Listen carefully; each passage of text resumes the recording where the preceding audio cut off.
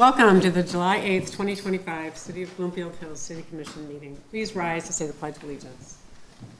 I pledge allegiance to the flag of the United States of America and to the republic for which it stands, one nation, under God, indivisible, with liberty and justice for all.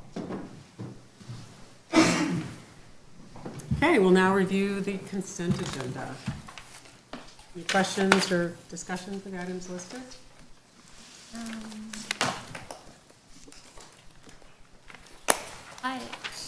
Mayor, I had just a couple. The second item, Sandra, on page 1, the second item, delinquent trash collection on 2024 tax. That is the balance of what we owe. So we have, the delinquency is put on our winter tax roll, and we collect it on behalf of priority waste, and then we disperse it to them. And this is the balance of it for 2024. Like for people who don't pay, or? Yes. So if you So they don't pay, we pay? We pay No. for them? No, so what happens is, our residents pay directly, as you know, and if they don't pay, they turn it over to us, Priority Waste does, to put it on our tax roll. And then we collect it through our taxes, and I think you saw that a couple months ago where we paid priority for what we had collected, but then there was some that we weren't able to collect taxes at all, so that got turned over to Oakland County, and then Oakland County reimburses us, and then we pay priority. Okay, So I got none of it. it came out of the city funds. Okay, I just didn't realize how that process worked, thank you. You're welcome. And then also on page 11 of 12, you know, we talked about, I think in the last meeting, the assessing, we're gonna go out, right? So this was the fee for it for 2024, is that right, Dave? Yes. Yep, that So- was for last year's, the 2024 Yes. assessing work. And so this is what they're gonna raise on us, right? Yes, So we paid 48,681 last year, and now they wanna raise it correct, for us. yes, Okay, and you're still in the process of looking at that, Dave? Yes, Sandra is. yes. Andrew's, I've reached uh, out, yeah. yes. We plan to have an answer for you in August, Oh, because we only have to the end of August, I believe, with the county. They extended it 60 days. We signed that contract with them, but after that, they're not gonna send it anymore. okay, good to know on that one. At least we know where we were, so. And then on the revenue and expenditures, page 1 of 7, estate and solicitation permits Yes. was like, budget used was, what was that? Way over, I just didn't, it's not a big dollar amount, I just wondered, is this what we charge for the permits? Yes, that's our revenue that we collected on those permits. So the original budget, we thought we'd have 200 and we had more. Yeah, that's one of those ones that's hard to predict. And Right. when we looked back, when we were doing fiscal 25's budget, we saw the prior year was low. Uh-huh. But then when you look at fiscal 24, I believe it was closed at 1,400, and then it jumped this year at 5,100. I mean, it's So not, it's it's just not a lot, I just depends. kind of laughed, I was, Yeah. 'cause- And it's hard to predict what kind of estate sales will, or how many estate sales will occur. yeah, yeah. Okay, and then, Leah. Yes. So on your report, the Chesterfield culvert, Correct. we're doing, the archaeologist is coming in? Yeah. Yes, has already been Couldn't on believe that. site about 2 weeks ago. To do actual shovel testing of the dirt. That's correct. What do they think they're gonna find? Well, bones or other artifacts are possible, but I don't think we're gonna find anything, but we are required to do it. Why, is it because it's an old site, is old, Yes, because it's proximity to, I believe there's a mill there previously. There hasn't been significant work in that area. So yeah, kind of history of the area. I didn't know that was a requirement to do that, but, I was reading that last time, like, Ooh, I hope we don't find bones, right? I haven't heard that they found her. Okay, I'm sorry, Mayor, that's all the questions I There's have. one few hoops we have to go through for the, Yeah, exactly, exactly. thank you for accommodating. I did have a question for Chief King. You had a meeting with the, is he here? I don't- He is not here tonight. He is not here. Oh, thank you. Thank you. Can you give us any insight as to the Woodward Dream Cruise, any new efforts or We anything? went to a Chiefs meeting last week, and then in 2 weeks, Captain Locker and I are gonna attend another, meeting and operation, tabletop exercise that we're gonna do. But we're not, there's no update really from him to us. Just, okay. More meetings, yeah. Same as last, Same as last year, same as yeah. last year. Yep. And, do they expect to see more every year, or do they have an estimate of how many people? It's all weather dependent, honestly. Is it? Yeah, I mean, if it rains, we don't get anybody. If it's nice, we're gonna get the most amount of people you've seen. Every year it's, Yeah. Okay. enthusiastic. Okay, good to know. Thank you. So any other questions or comments? No? May I hear a motion to approve the consent agenda? I move to approve the consent agenda. I'll Second? Yep. Thank you. All those in favor, say aye. Aye. Opposed? Say nay. Consent agenda is approved. Public comment, recognition of citizens in the audience. We will now open the floor to public comments. If there's anyone in the audience who wishes to address the council, please step forward and state your name and address for the record.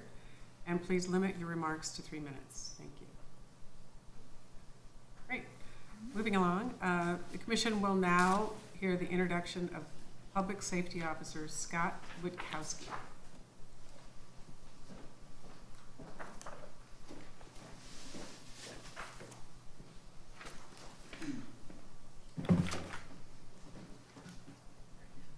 Yeah, this is fine. That's good. Madam Mayor, Honorable Commission, City Manager, thank you for allowing me the time to introduce a valued member of our department. I'd like to introduce the Public Safety Officer, Scott Witkowski. A little bit about Scott. Scott is married to his wife, Amy, who is here with us tonight. Thank you for coming. They have two adult children, Merrick and Cullen, and they reside in the city of Troy, about a stone's throw from our border. So we're well protected all hours of the day. Scott graduated from Trenton High School in 1989. So he attended Schoolcraft College after that, where he obtained an associate's degree in criminal justice. PSO Witkowski then attended the Fire Academy and Police Academy, where he got certified as a firefighter and police officer in 1998. Scott worked at the Fraser Department of Public Safety from 1998 till this year, when he retired after a long career with them. While he was there, he worked assignments including road patrol. He was a detective, fire instructor, a DARE officer, community resource officer, field training officer, and evidence technician. So he did everything. Doing his background, his chief, the captains, and the people we work with said he was a valued mentor to all the officers that they hired. So we got a good one. Awards during his career with Fraser, he earned several awards, including the Meritorious Unit Commendation, 4 life-saving awards, a Medal of Bravery, multiple director commendations, as well as being recognized by Mothers Against Drunk Driving for his actions with alcohol enforcement. In his free time, PSO Witkowski finds time to volunteer for the City of Troy Fire Department, Station 3, who also backs us up on fire. So we've all known Scott for quite a few years. He enjoys exercising, camping, and spending time outdoors with his family and friends. I will say I want to credit Sergeant Jack Simon, who's our recruiter, who worked with Scott at Fraser, who pulled him over when he retired. So he's handpicked, I would say. So thank you. So please help me welcome Public Safety Officer Scott Witkowski.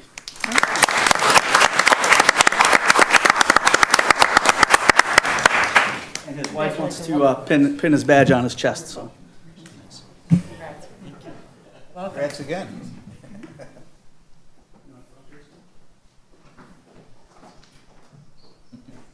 Is someone taking a picture for that?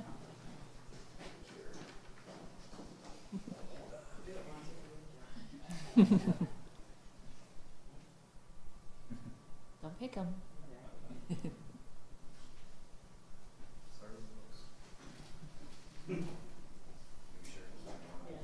Yeah, It's all that muscle. that's nice. Very nice.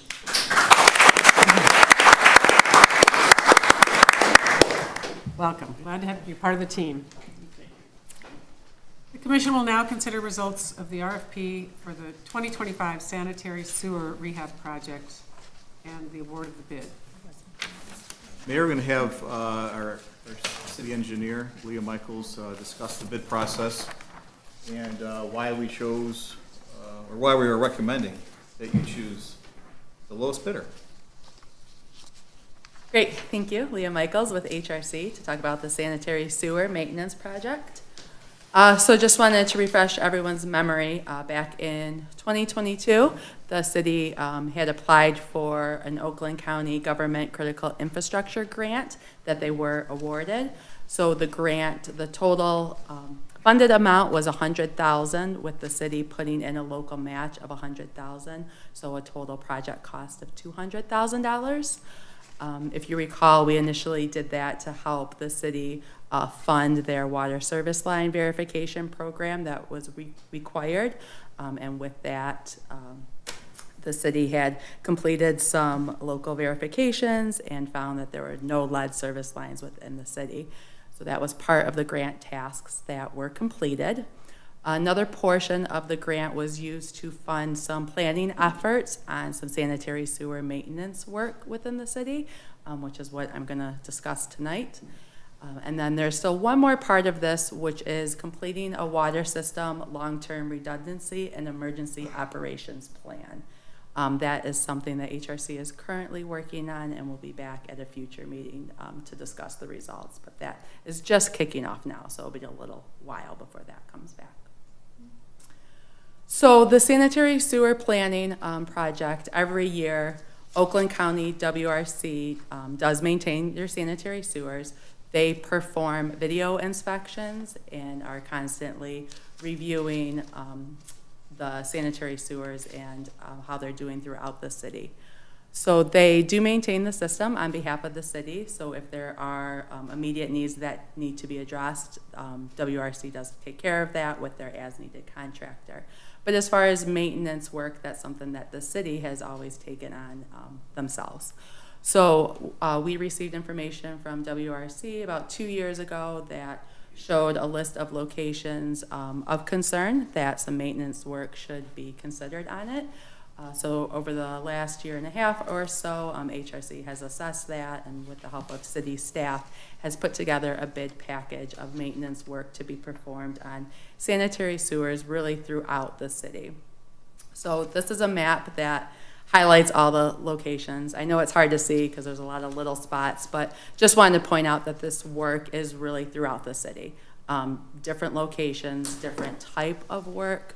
Most of it is trenchless work, meaning that we're not actually digging up the sanitary sewers. A lot of the work is relining existing sewers, which by relining some of the existing sewers, there is an anticipated service life of 50 years through that maintenance type work. So this will really help maintain the city system for the future and repair some of the small damages that are out there. So some of the areas will get some cleaning done, some lining, as I mentioned. There are a couple small locations that do require us to actually have the contractor dig up the sanitary sewer and repair a damaged small segment of it. So when we first started talking about this a couple years ago, the city, through their water and sewer funds, had budgeted $1.2 million to complete this work in the future year. So we have put the city has put the project out to bid, received 4 bids, which you did get a copy of the bid tab in your packet. Paymar Enterprises was the lowest bidder. We also, since receiving all the bids, we took some time to follow up with all of these companies and really research, speak with their references, and just ensure that this company has completed similar work and is capable of completing the project for the city. So we did find after speaking with their references that they are qualified to complete this work, have done similar projects in the area. So overall, we are showing the total project cost. The construction cost is $509,879.50, which is the low bid from Paymar Construction. We still have some contingencies in here. The permitting and bidding, that was work already completed by HRC. That was part of that initial infrastructure grant that I previously spoke about. We have a line item in here for some construction engineering assistance, as we anticipating having some HRC staff to assist during construction, for a total estimated cost of $702,000 for this project. And like I mentioned, there is a budget already of $1.2 million in the city's water and sewer fund, so this is well within the city's budget to complete the work. So we're pretty happy with how the bids came back on this project.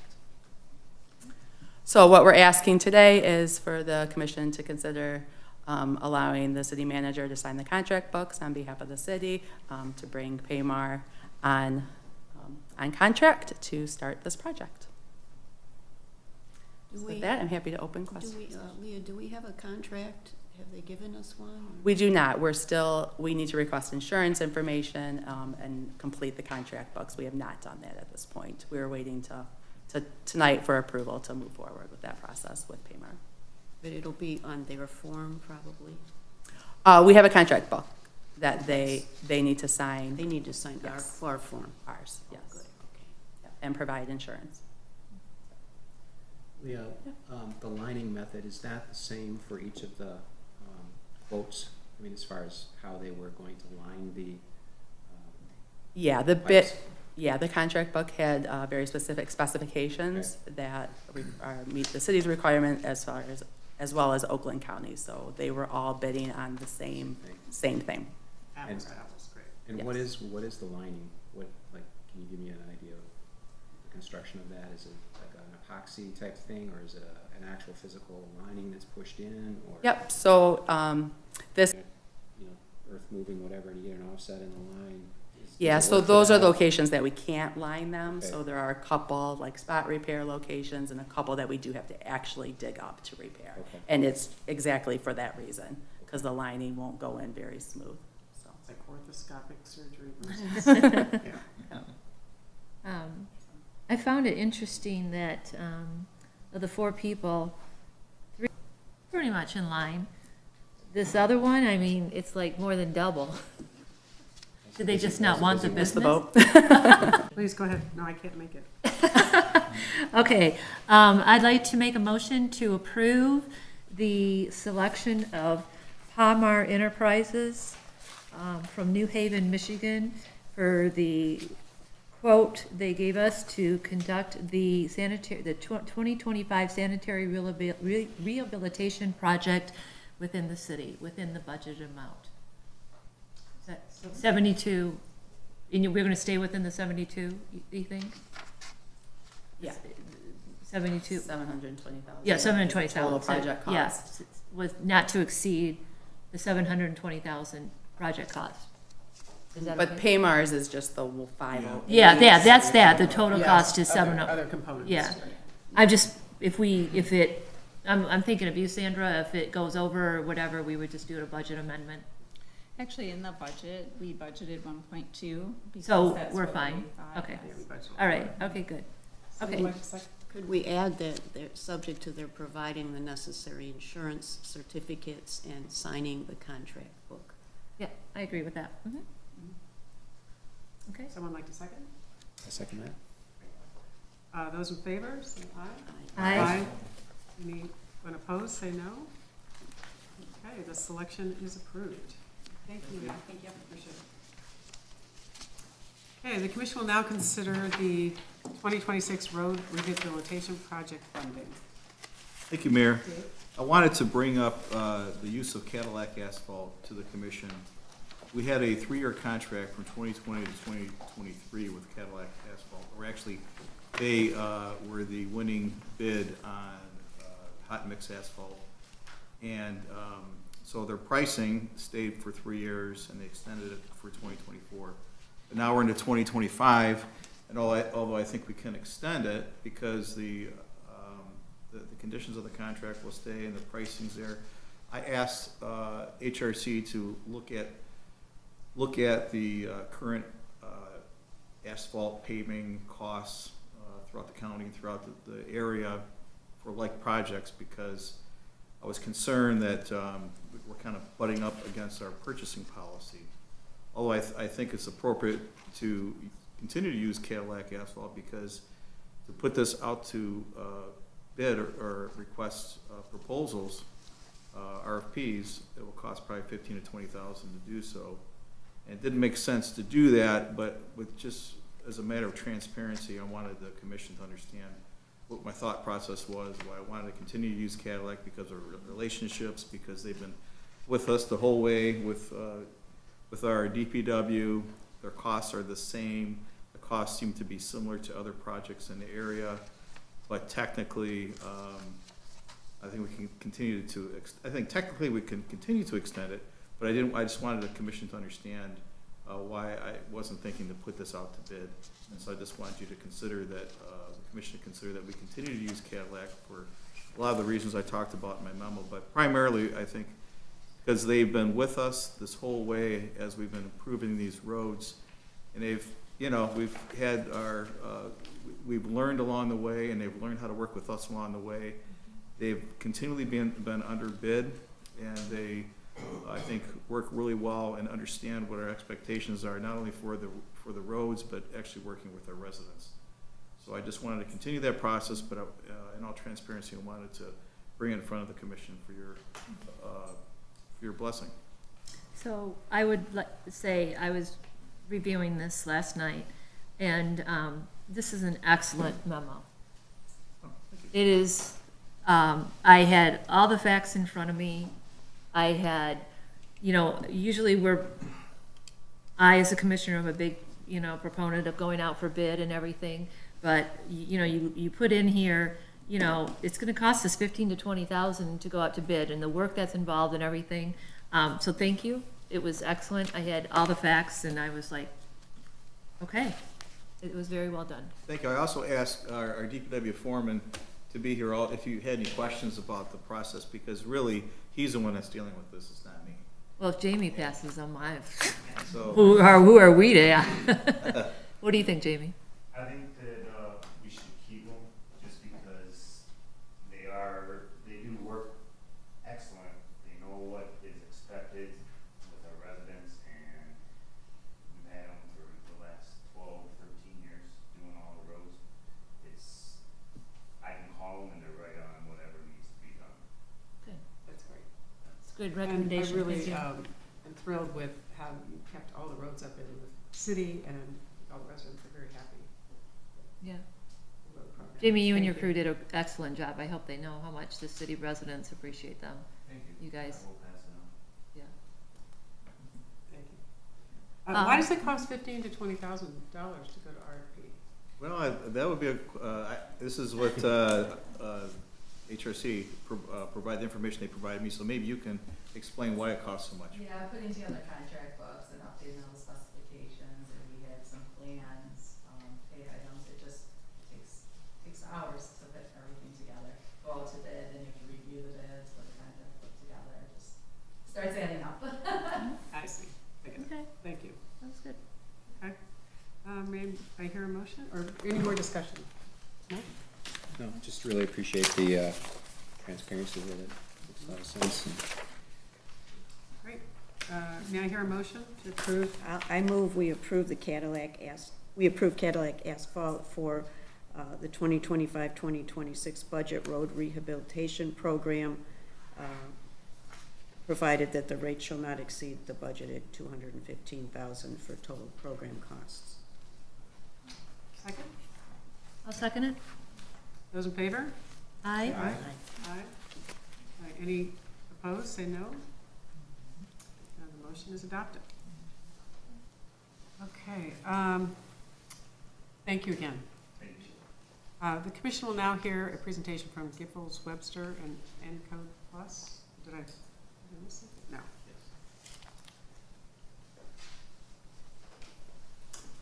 Is it okay to disconnect? Yes, thank you.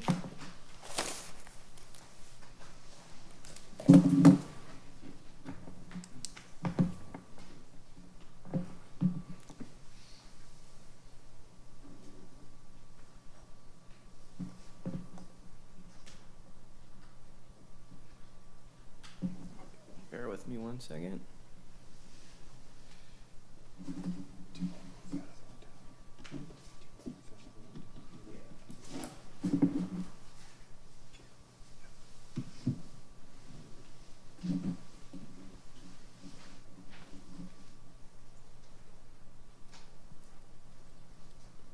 Okay. Good evening, everyone. My name is Eric Peach with Giffords Webster. We're also the city's planning consultant. So I thank you for having us today to give a presentation on our product called Clear Zoning.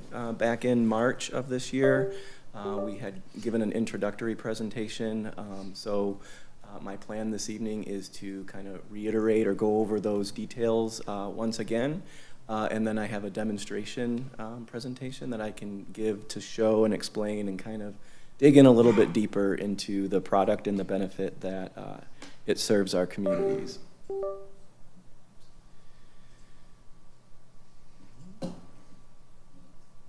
Okay.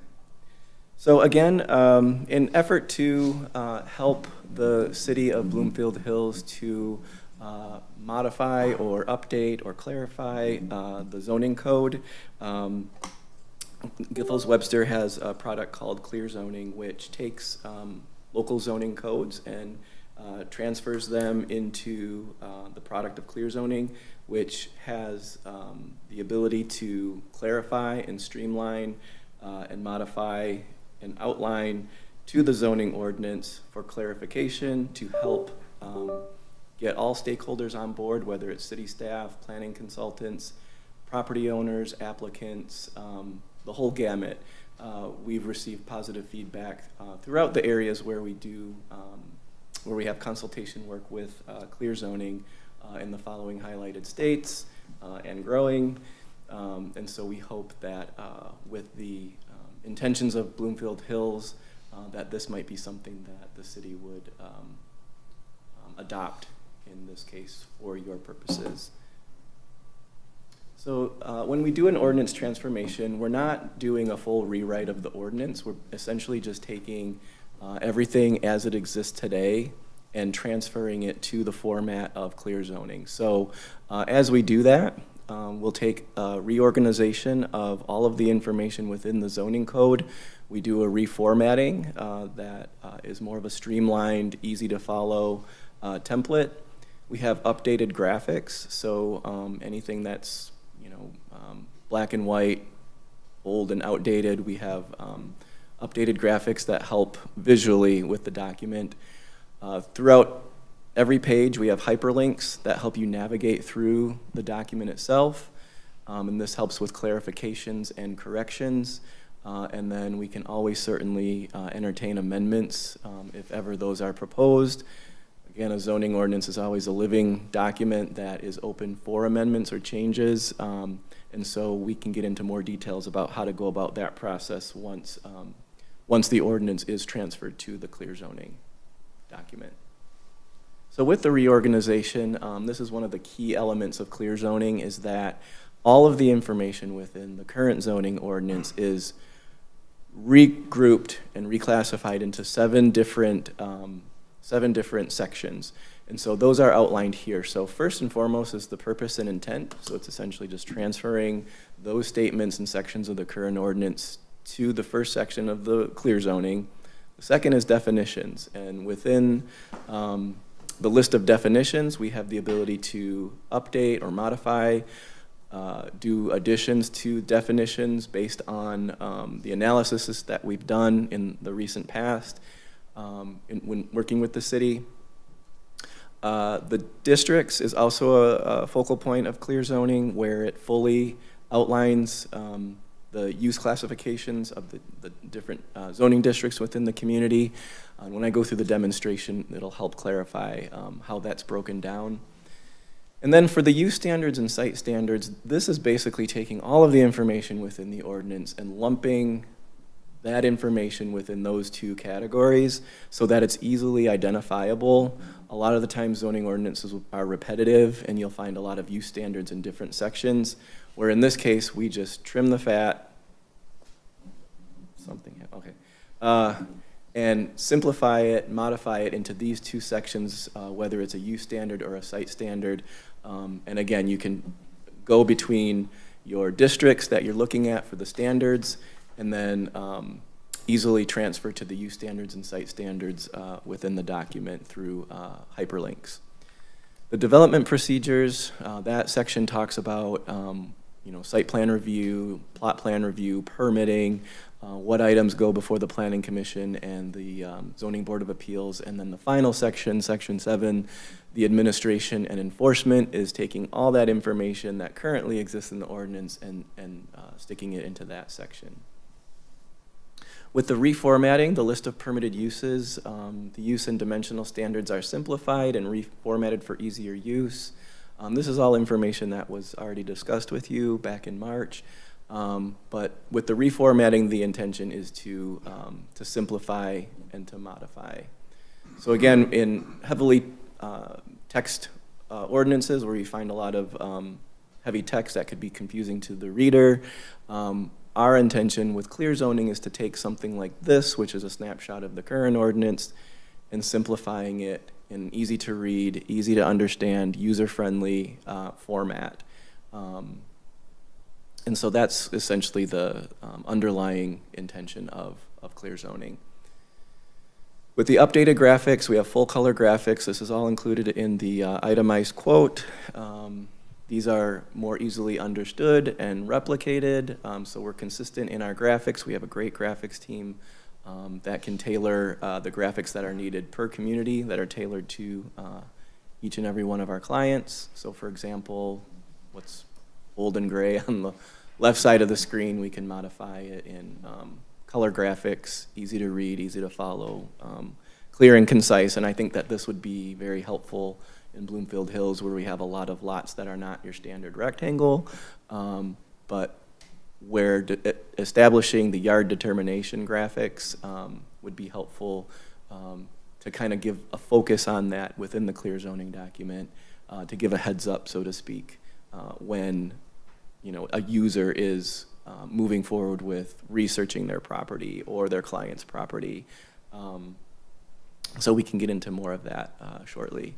With the hyperlinks, this text helps users better navigate the new zoning ordinance. So like I said, each page of the ordinance has hyperlink text so that you can always bounce back and forth between areas that you may need to go. The side tabs always direct you or instruct you where you are within the document. And then there's bottom buttons that also are helpful tools that we'll go over in just a minute. Mostly informative, that will explain maybe certain uncertainties of the ordinance or in how to use it. And then blue text is just the way that the hyperlinks are identified on the document. So with clarification and definitions, again, this is just something that if we do a transfer of the zoning code to clear zoning, during that process we can take into consideration any additional definitions, based on the existing definitions. If there's anything that we feel could be clarified, we'll do an analysis of that as we transfer the data over, and then just clean up any standards that are repetitive. So the good thing about clear zoning is that everything that's digital can be read through Adobe Acrobat Reader, which is free to download and install on the computer. Focusing on the right-hand side of the screen here, when you set it up, you get the full page view, which we'll go over in just a second, or you could do the two-page continuous, which is helpful to kind of read the document on your computer screen as if it's a book on either side of the page. You can go previous information, you can go scroll to the next information, you have a selection tool, the hand tool to help scroll, and then a marquee zoom. This also has a really great search feature, so when you want to find keywords, key elements, you can always type it in, press the search button, and it'll, the outcome will tell you how many highlighted times that, like fences, for example, is found in the ordinance, and you can scroll to the next through each section of the ordinance to find the part of fences, for example, that you're interested in determining. So at the beginning of each ordinance, we have a how to use page that gives examples of certain codes. We'll go over that in just a second. Oops. With the table of contents, this is always really helpful at the beginning because, again, there's those 4 articles, or the 7 articles that are broken down that you can just easily go right to it. So if you want to know what your zoning district is and what the requirements are, you can just click on that. Or if you're looking for definitions, just simply go to the definitions section, and so forth. So this just gives a little bit of a breakdown of the 2-page format that I had mentioned, or you can do a single page on your browser. But again, clicking on a zoning district will give you the intent statement. I know this is kind of hard to read. And then it'll give you the permitted uses, the special land uses. Here's the graphic showing like your setbacks. It'll also identify like how the yards can be laid out, and then a graphic showing the building height. So down here is those extra buttons that are more of an informative. So if you are reading through something and you want to find how something within the ordinance works, but you're not quite clear, you can click on those buttons, and once we have a little bit more legibility, we can look at that more closely. And this is just the zoomed in version of that. So as we move forward, this is just, again, a zoomed in version of what you find on, for example, the office services district. It's laid out where you have the permitted uses, the special land uses, and then this is what I was referring to in terms of there's multiple hyperlinks, so that each one of these are active and you can click on those to help guide you through the content of the ordinance. Another special feature that is offered in clear zoning are these use matrices. And these are really helpful because they take the different use classifications and the different districts within the ordinance, and it'll tell you which ones are permitted uses or special land uses. So here, residential districts, the section of the ordinance highlighted here, and then which section of the ordinance or district within the zoning code that they apply to. This is just the definitions page. They're all, again, hyperlinked to a definition for each term. And then again, just to highlight and emphasize updates to graphics, which is included in the packet for clear zoning. Another advantage of clear zoning is that what you see on your computer screen is exactly how it prints. So there's no formatting issues when you want to maybe print out just a page of the ordinance or 2 pages or 3 pages. It prints exactly how it is, or you can print the whole document. Whenever we do an amendment, it's not necessary or required to have to reprint the whole ordinance. You can just reprint the selected pages, have it inserted into the master document whenever updates are done. So there's no annual fees. We get that question a lot. What is the cost to maintain the product? There is no annual fees. It's hosted on your own website. So like, for example, when an ordinance amendment is proposed and adopted, we take it upon ourselves to draft those changes. We update the pages that it would apply to within the ordinance, and then send it back to the city for it to be uploaded onto the clear zoning document on the city's website. So you don't charge for changes? So there is a fee, like for ordinance amendment, for example, the fee would be per page. So yeah, so there is a fee per page, but in terms of maintaining the document online, there's no fee. And then we'll $30 a page. Yes, $30 a page. And then we'll go through a demonstration of the interactive zoning map in just a moment. But again, this information was presented to you by Jill Boehm back in March, and so we want to just kind of move forward with kind of a test drive and using the village of Milford as an example. So let's say we wanted to click on one of these orange properties here, a parcel south of Commerce Street. We can click on the parcel in this interactive zoning map that tells us a brief summary of the parcel with the parcel ID, the address, the size of the parcel. And then here you have the ability to clear zone it. So this is the direct link to this particular parcel within the zoning code. So it takes you right to the R4 zoning district for one family residential, gives you all the information of the purpose and intent, tells you what section of the ordinance you're in the zoning districts, and then in the contents here, this is where you have the 7 different sections of the ordinance to help you navigate through, or just by going through these tabs, these are the 7 sections as well. So it's really easy just to navigate through these. There's only 7, so that's what helps kind of eliminate any confusion. They're relatively self-explanatory with a little bit of familiarity. It begins to get pretty easy to navigate through. So starting off at the top, and again, this is an example from the village of Milford. So you can envision what the city of Bloomfield Hills would look like just by converting the information here to the city of Bloomfield Hills. So as we go through it, again, the table of contents is shown at the beginning, the preface, how to use the ordinance, the use matrix, and the district summary table. And let's go back here to go to the use matrix. So that's hyperlinked, so it takes you right to that. And again, these are really beneficial in terms of the summary that they provide. So the different use classifications are listed here for residential districts. All the uses that are mentioned in the current ordinance that are allowed within residential districts are listed here.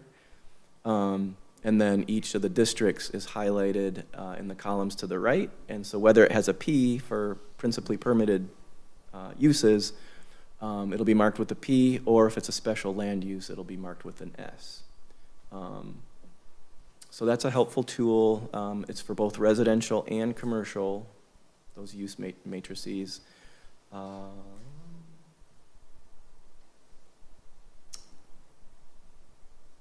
So then also within the district summary table for residential districts and non-residential districts, what's outlined here are, like, for example, the minimum lot size, minimum lot width, the different standards that we see within each of the zoning districts.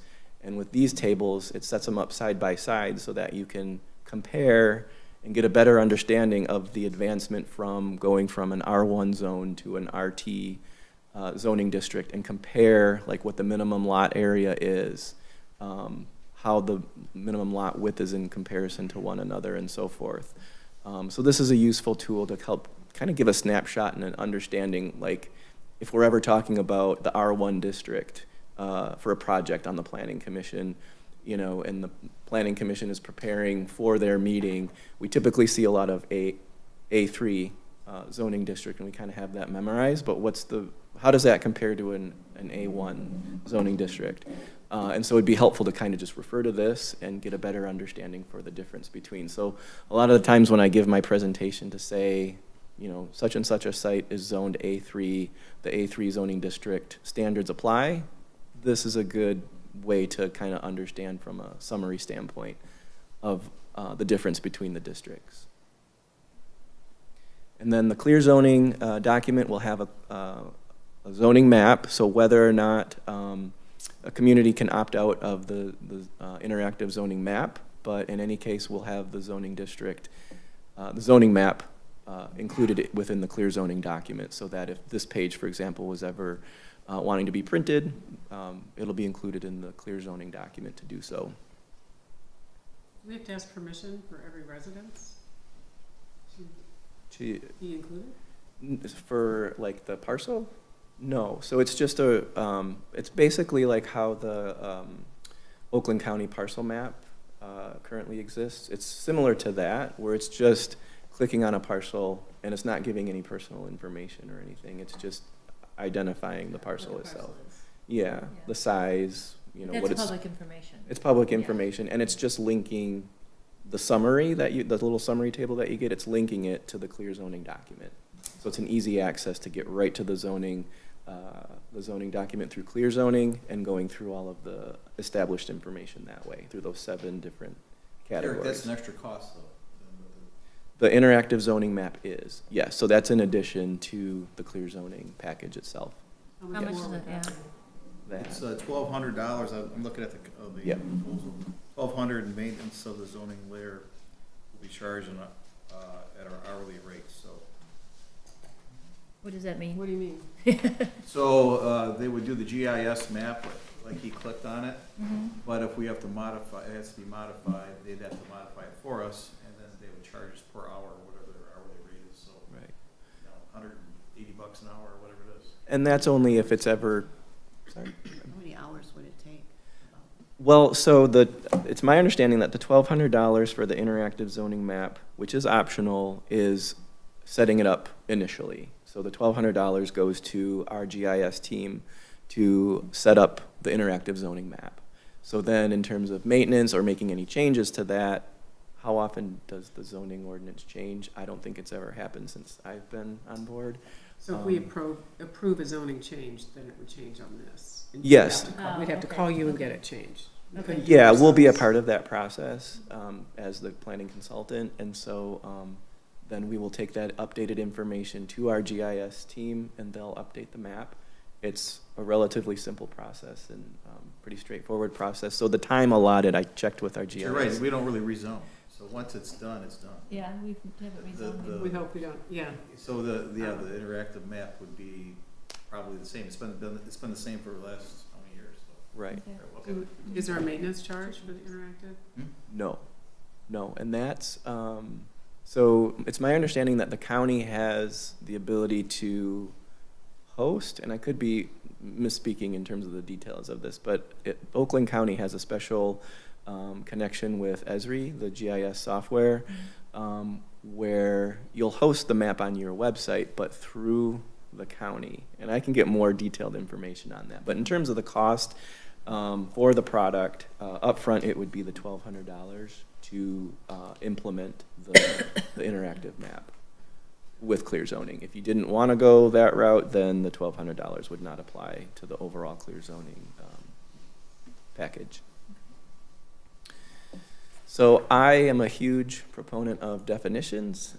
So I am always in the definition section of the ordinance because I believe this helps clarify a lot of things. So, you know, one of the things that we focus on a lot in Bloomfield Hills is building height. So if I wanted to see what the definition of building height was, especially as it compares to other cities, you know, we're unique here where we take into consideration the average grade and how to calculate the average grade.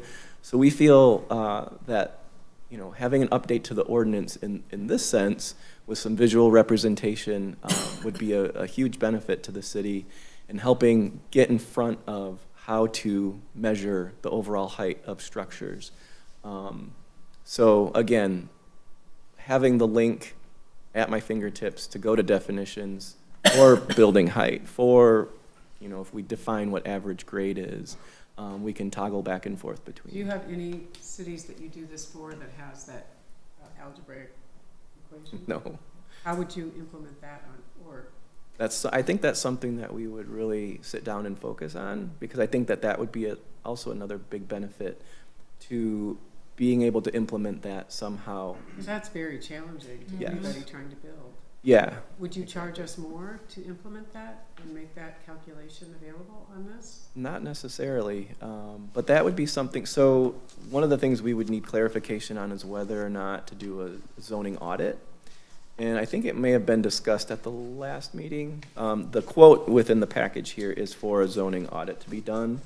But because of the nature of the community, the fact that the ordinance doesn't change a lot, when we take the zoning ordinance and transfer it to clear zoning, assuming that we do go through that process, we'll do an audit light in the sense that, well, if we notice some inconsistency, or if we're eliminating certain things, or we're trying to clarify other things, somewhat of an audit is going to be done just by nature of converting everything to help make sure everything flows.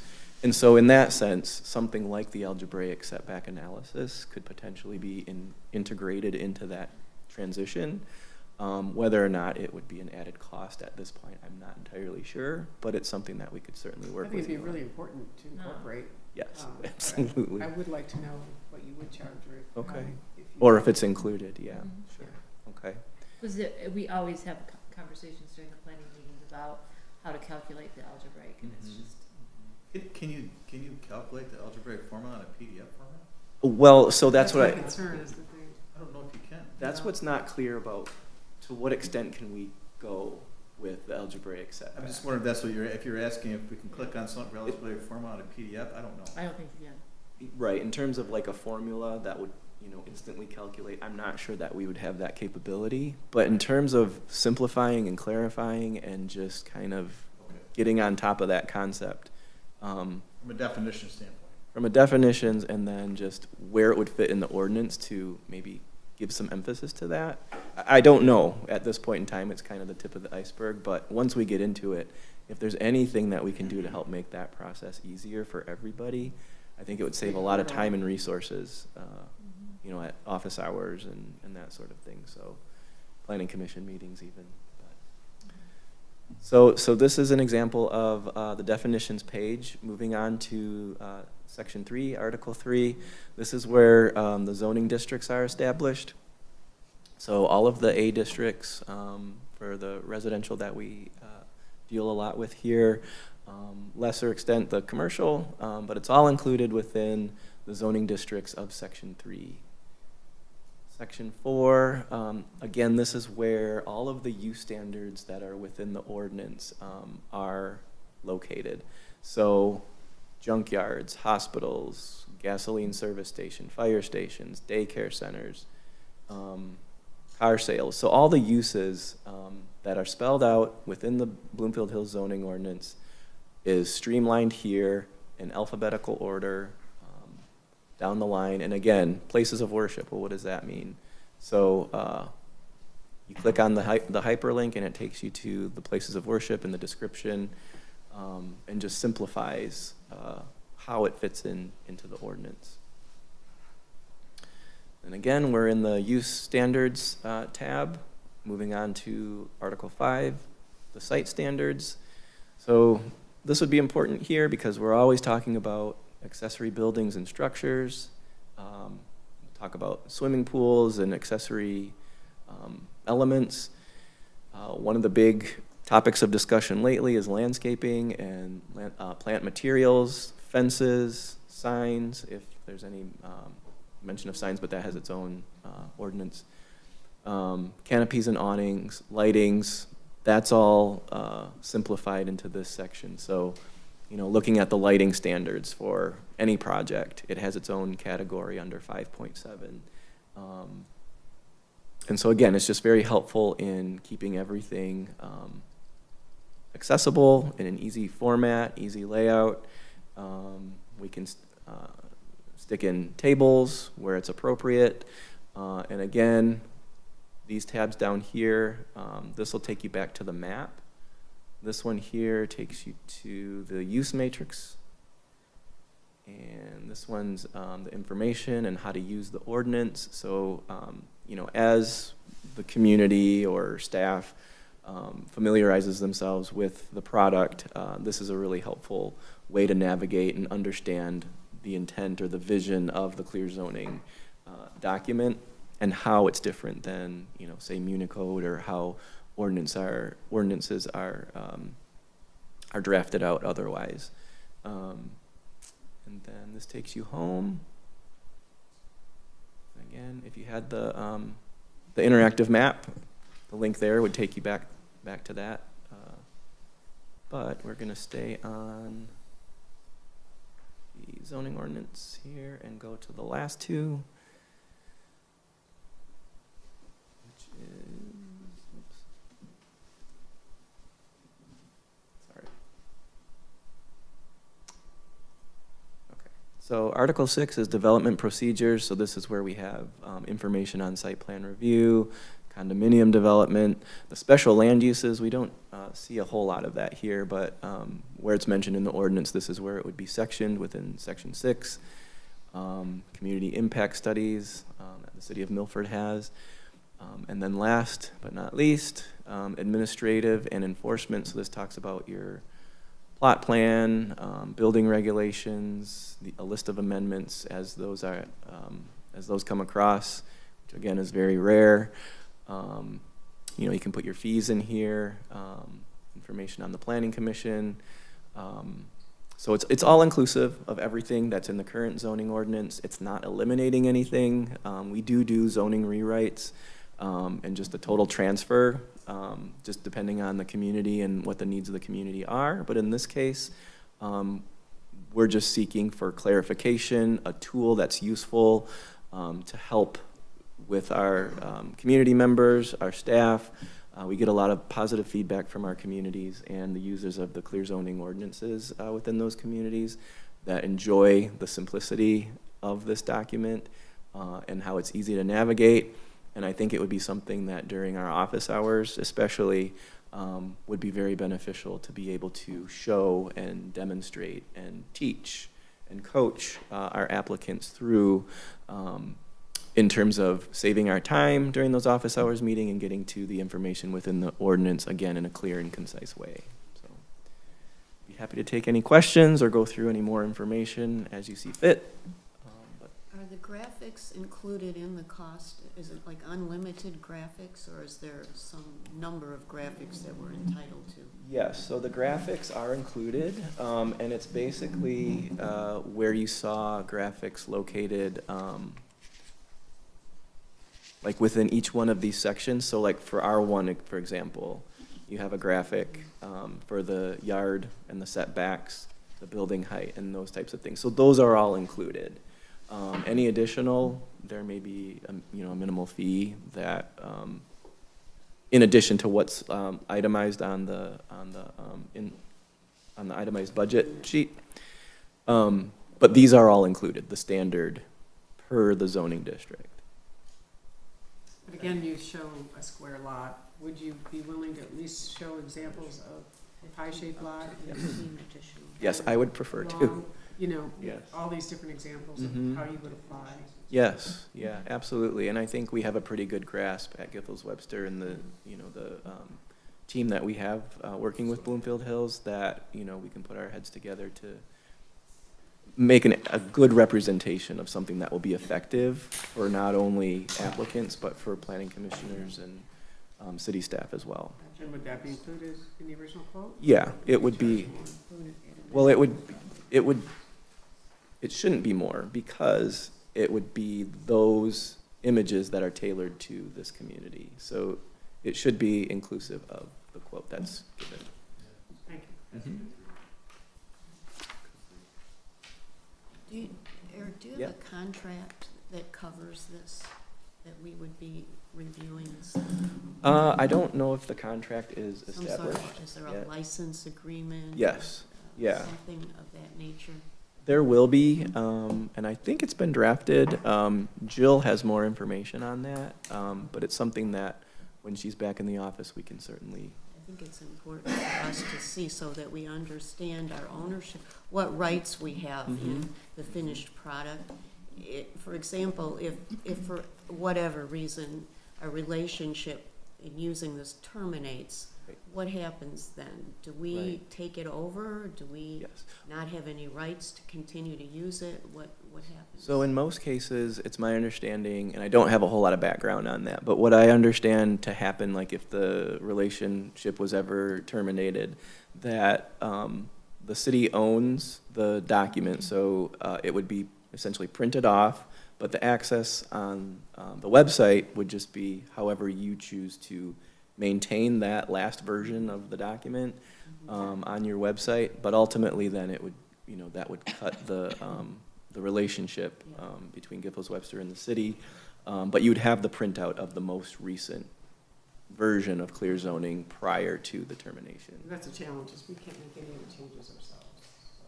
So then it's just like Municode, whatever the current version of the ordinance is in Municode, if the relationship between that entity and the city were to end, then you still have the printed version of what your ordinance is from Municode. It would be the same type of thing here. But access on your website would end when you take it off the website.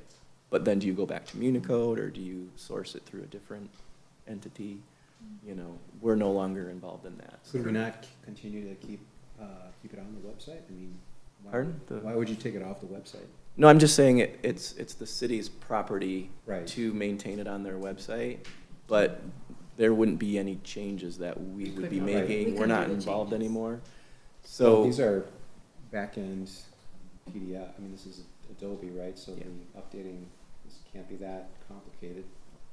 Yeah, so PDF, yeah, I think we could with PDFs. Yeah. Currently, we use Civic Plus. We use, so we have a contract with them. We pay $1,800 a year for maintenance. I think about $25 a page. But if they don't, that would be different, because that is web-based, so we couldn't change that. You'd have to have somebody with the ability to be able to change that, and that is not an easy thing to do. You have to be able PDF to, thing, yeah.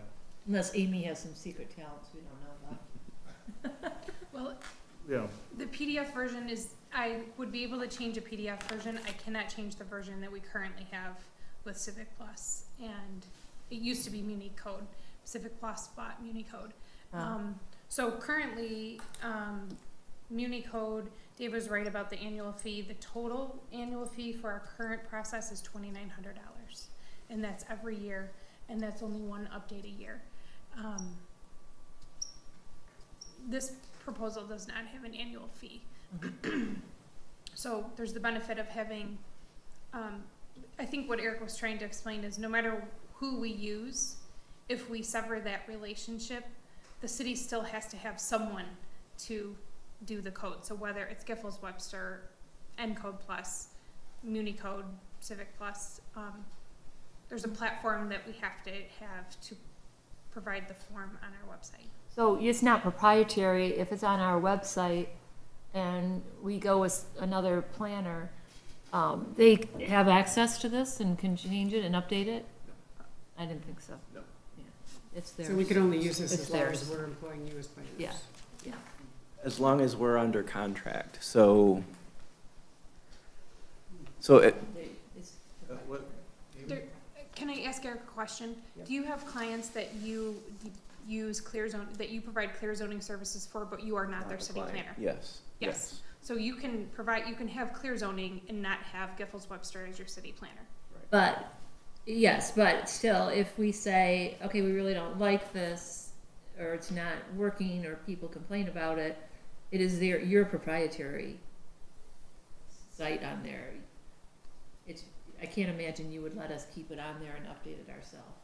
Right, you wouldn't be able to update it yourself, and so, but we don't have to be your city planning consultant in order to have Right, it's just, the clear zoning product clear zoning through is us. separate, it's a So separate. that's separate Right. different than fee. you're saying. Right. They have to be, he's just saying they do have to be the planning consultants.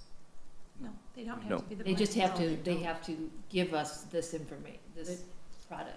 So for example, It's we like a have, separate entity. we have clients for clear zoning in North Dakota. I can't remember the name of the community, but we're not their city planner. But we've done their clear zoning for them. They use their product. They use our product, Yeah. exactly. And they just pay you for updates. Yeah, That's all you get It's paid their for. product. no matter yes, what. yeah, exactly. So we've transferred their zoning ordinance to clear zoning as a product that Giffords Webster offers for our services. And we will maintain anything they ask us to change or update, you know. But you're not their city planners, okay. Right, right. But I And think, that's the same with Civic Plus. It's their product that we have on our website right now. I think one of So the, if we terminate that relationship, it would be this, Right. the same. Right. We'd have to have someone else Yes. redo everything. no, I think that's where the confusion is coming in here. If, for example, we severed the relationship today and we had this in place, nothing changes with, That it's stays. going to be on the website, it's going to be accessible, Yeah, because we already paid for that. right. The only thing that we would need going forward is if we had an amendment or a change or something Right. like that, then we'd have to go into the documents and update them, and that's where you wouldn't be there for that aspect, but. Oh, you wouldn't be able to update it, and so you don't update that other, No, not if you ended the contract for clear zoning. So they're two separate entities. So, you know, Okay, but imagine we weren't the consultants for the city, we could still be here, just like there's another presentation I believe you have this evening, that's not your consultant, but they're offering you a product similar to this. It would be similar to that. So, tomorrow, if we were no longer the planning consultants for the city, we would still want to offer you a product that Giffords Webster, as a private company, offers communities to help clarify and simplify their zoning codes. So they're two separate things, and I think it's to our advantage that we're also the planning consultant, Yes. and we have that added advantage in creating this document to the But I think it's best ability. important for us to see your contract Yep. terms that spell all this out so that we really understand how it works. I think I'm still a little confused. Absolutely, yeah. about it.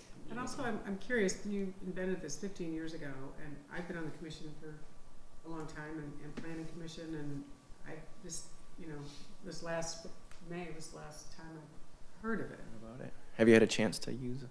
Like find it online anywhere? No, but I'm just curious, why haven't you presented it to us before, or, Yeah. it hasn't been brought up in 15 years, it's crazy. I think it's always been in discussion with the management here when we, as a firm, were hired as the consultant, because clear zoning has been part of Giffords Webster since 2016, I believe. Giffords Webster bought clear zoning in 2016, which was the year prior to us becoming the planning consultants. And so I think when we, seek consulting work, clear zoning is one of the things that we promote and say that we have to offer. And so we've discussed it over time in terms of like meetings with staff and the city management. So I can kind of give you some insight from Yeah. from our perspective, and we're actually going through it right now. So the Giffords Webster became our planners in 2017. And we've asked Giffords Webster to look at our ordinances, or I should say, as they were using our ordinances to provide information and expectations to those folks who have to go in for the planning commission and the ZBA and follow the zoning ordinances. We've asked them along the way, where are your difficulties come into? So they provided us with those lists, and so as the city administration has brought up these issues to the planning commission and try to change some of these ordinances and bring clarity to it. And we've gone through that process, and we've made some changes, and it's sort of like this is sort of a process. We wanted to make sure that the ordinances that they were using were helpful to them, and we still have more to do. And then the plan was, to come to the commission and say, we think we need this tool to bring some more clarity. So it's just really sort of a natural process that we've gone through. And we're not as far as be honest with you, we're not nearly as far as I wanted to be, because there are some more things I think that would be helpful that they've brought to us. Example like open space, how that's utilized, and we think we have better ideas. We just haven't been able to get there because we still have a few ordinances that we're trying to get through. So. Yeah, I think there are a lot of ordinances that are getting modified, so it doesn't make sense to implement this until those are modified, so. Kind of We have to pay for the Yeah. change kind of our per thought page. process. Yeah. To your point, it's kind of our thought process, It'd be crazy to input and then change everything and have to pay per page for every implementation. But I know that the planning commission and the city commission has made a lot of changes, signs, woodlands protection, fence ordinance. And so since 2016, there's been a lot of those changes. So I think we're at the spot where it would make sense to do it now. We don't have that many left. I disagree, but- the accessory structures, the Yep. plants, materials, the trees, there's like 4 or 5. There's about 4 or I think we 5. should straighten Yeah. out those before we even think about implementing a new. Yeah, I do too. Get most of the big ones we know are waiting for us right now. Get those underway and then, we use something like this. Can I ask some of the cities that you've also, that are nearby us or that we're familiar with, or? Yep. Yeah, Lathrop Village, Bingham Farms, Springfield Township, are the ones off the top of my head. Bloomfield yeah, Township. Pardon? Bloomfield Township. In Bloomfield Township, yeah. Saginaw just went Auburn through clear Hills zoning. or? Which one? Auburn Hills Birmingham? is next door. No, I don't Birmingham think, or- no. I don't think so. So we're just, this is just my humble opinion, but I know we probably have about 5 or 6 ordinances that we should probably make some modifications to. We're working towards that endeavor. But if you think about the total cost of these ordinances to change at their rate, we're probably talking maybe $2,000 or something like that. So at some point, and we thought we would put this in as a goal, or it's a 2025 goal, to try to at least get this thing rolling too, because this is going to be a lot of work, and the planning commission is going to be involved in it also. This is a Have you real brought it up big to the project. planning commission? I mean, those are the people that really have to deal Yeah, with it. they will And be, the they'll be zoning part board? of it, but they need to take all this information, boil it down, get it into a certain format, and then the planning commission definitely has to be involved. But I just think it's, you know, Have you when presented you, it to them or the Well, zoning board? well, no, because we have to hire a company to do this from the administration side, get it to a point where we can bring it to the planning commission, where they can have their input. And we're trying to get to that point. So, Yeah, if there's an audit that's involved, if we were to move forward, I have a timeline schedule here that the kickoff with the city would be the first month. And so after that, the zoning audit would start to take form, and with that, would be, the audit would be presented to the planning commission. So on month 2, we would already be having this conversation with the planning commission. And then before adoption, we would also have a planning commission review of the draft, as well as a public hearing. So the changes that are being made to transfer the zoning ordinance to clear zoning would have a public hearing with notice, as well as a presentation draft with the planning commission for discussion before moving forward with adoption. Do we have somebody else? Okay. Okay. Thank you. Great, thank you very Welcome. much for Thank you your very much. presentation. Thank you. Yeah. So do we want to hear the other presentation? yeah, we're gonna pull Is them up that the online. other? Eric's gonna be taking off, and we're gonna pull Thank this you, up. Eric. Thank It's you. You're very- welcome. Thank we've you been very here all- much. a Yeah, long Yep, time. and I'll get Thank you the information that you And thank you for requested. today. Yeah, planning. absolutely.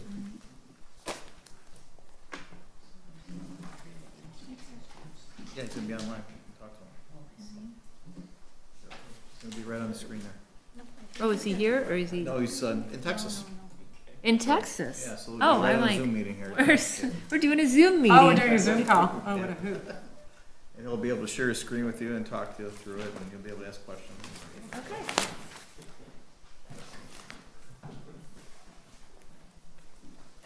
There you go, Amy. You're testing your Zoom calls. No, I'm bringing out my professional.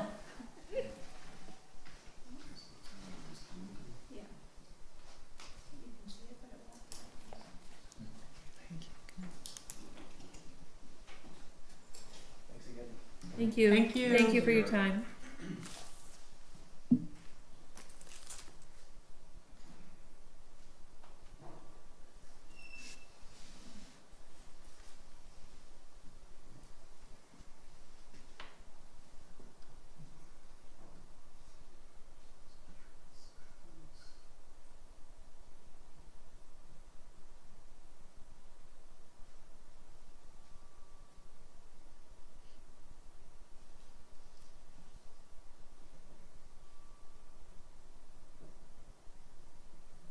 There it is.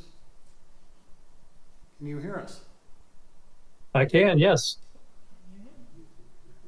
Hi, Brett, we can't hear you, so let us address the technical difficulty. Okay, Now we can. Now we can hear you. Now we can hear you. Can you hear us? okay, and I can hear you loud and clear. Great. Thank you. You have the floor, Brett. Okay. Well, good evening to everybody. Thank you for the chance to be with you this evening. It's good to meet all of you in this format. As to introduction, I'm Brett Keast. I'm the owner and CEO of Kindle Keast Collaborative. We are a national planning and zoning firm. We have been in existence for over 40 years. We focus on doing plans and they're implementing regulations for towns and cities and counties across the United States. When it comes to zoning, we've drafted more than 250 zoning ordinances in 42 states. We're currently drafting ordinances for the city of Portage, Michigan, as well as Northfield Township. So we're certainly familiar with Michigan. And I have 36 years of experience. I'm an urban planner with a master's degree, and I've been writing zoning ordinances for small towns and cities and counties my entire 36-year career. So one of the things that we did when we were working with Microsoft Word years ago, because it's a struggle when you're working with highly structured documents, particularly if there is any unique formatting, integration of graphics and tables. The numbering systems are, very difficult, if not nearly impossible to maintain. So we developed a product that was originally called Zoning Plus, and then I spun it off as Encode Plus, a separate company, and we built it in the cloud. And the reason we did that was so that we could interact with our clients. We can ensure that the technology is always maintained up to date. It offers 99.99% guaranteed uptime. And we have no less than 6 copies backed up every hour, day, week, and month. So your ordinance is very, very secure and just simply won't go down. We haven't had any losses or any downtime in years. So what I would like to show you tonight is the Encode Plus product. We utilize it in drafting all of our zoning ordinances. We share it with our clients. So Portage staff, for instance, as we're drafting, we share it with them. And it operates much like Microsoft Word, but it's all pre-formatted. And there's a style sheet that sets up all the font types and line spacing and numbering systems. That's all automated. And they can provide us comments as we are drafting and reorganizing, and we can respond to those via the cloud, and it will document all of those comments in a record so we know what decisions were made. In the same way, we could share the work that we're doing on Bloomfield Hills zoning ordinance with your staff as we are proposing to, reorganize and update and make a zoning ordinance that is clean, well organized, easy to administer for your staff, and easy to use for both your development applicants that are familiar with your zoning ordinance, as well as your laypersons, whether that be residents or business owners or even commission members. I've become familiar with your zoning ordinance. Not too much different from all the ones that I've viewed. I realize that you are a smaller community. So while we offer many, many bells and whistles to our software, there's certainly nothing that you're required to do, but they are available to you. So over the course of time, if you decide to add some of the features that I show you, you can certainly do that. Some observations of your current zoning ordinance. I'm very familiar with MuniCode, friends with their president for many, many years. Their software is outdated, and it's very limited in its presentation and in terms of any features or functionality that they offer. You can see you've got graphics that are sideways. They're not numbered, so for accessibility purposes, there's no text tags and things of that nature that are very, very important. Your community being under 50,000 population by April 2027 will have to meet the web content accessibility guidelines. to make sure that your site is fully ADA accessible. So all the sites that we're building meet that requirement. Also notice, as many older ordinances do in your zoning districts, you just simply have a very brief purpose statement and then a list of land uses. One of the things that we like to do is to consolidate all those uses into a matrix, which could look something like this, where each individual land use has a hover over pop-up definition. That is an automated feature. So if in the future you're adding additional definitions or making any changes, all you simply have to do is click a button in the admin portal and it will automatically link or relink any of your hover over pop-up definitions. And then you can also have hyperlinks, which I know is one of the things that you're looking for. So if there are particular supplemental use standards, you can have hyperlinks to click on and jump to, those individual land uses. I noticed that your general provisions tends to be what appears to be kind of a catch-all. It could certainly use some reorganization. Many of your other articles have divisions as well as sections. This article does not have any divisions, but it could certainly use the divisions to help orient and organize the content better, and certainly to help people navigate their way to what they're looking for. So your staff has stressed to me that you're looking for, a clean, well-organized, and easy to follow zoning ordinance. This is an example of a community that's about 7,000 population. We've done this for communities as small as 350 people, so it's very scalable.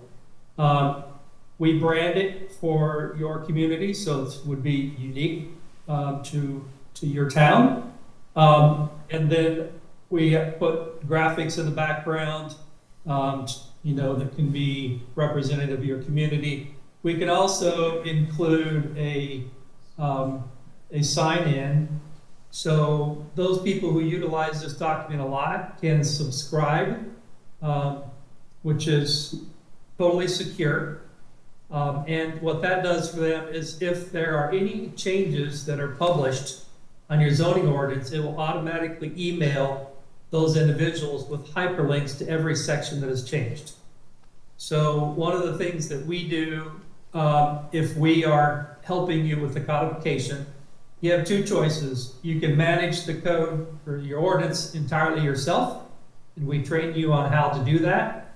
Or if you need any assistance, we're there to help you as well. Since it's all hosted in the cloud, we can access your ordinance and we can provide any assistance. If we do it, we make sure that your code is no more than 10 days out of date. Looks like that it's been since December 2023 since there have been any amendments, at least any amendments that have been codified. So perhaps there haven't been any ordinances adopted in that time, but if there has, and they're not reflected on your site, it makes it very difficult for people to utilize your zoning ordinance if it's not fully up to date, particularly those that are making investments in the city. You're able to click on the view button, and you'll notice here we have their zoning ordinance and sign regulations. They also chose to put their entire code of ordinances in our software once they saw how it works. And then they also added their architectural design standard and design manual and text specs. So this software is not only for zoning ordinances, we have governing body policies and manuals and handbooks and all sorts of things that can all be integrated together, all of them always accessible to you and staff members, and can be updated on your own and published on your own as well.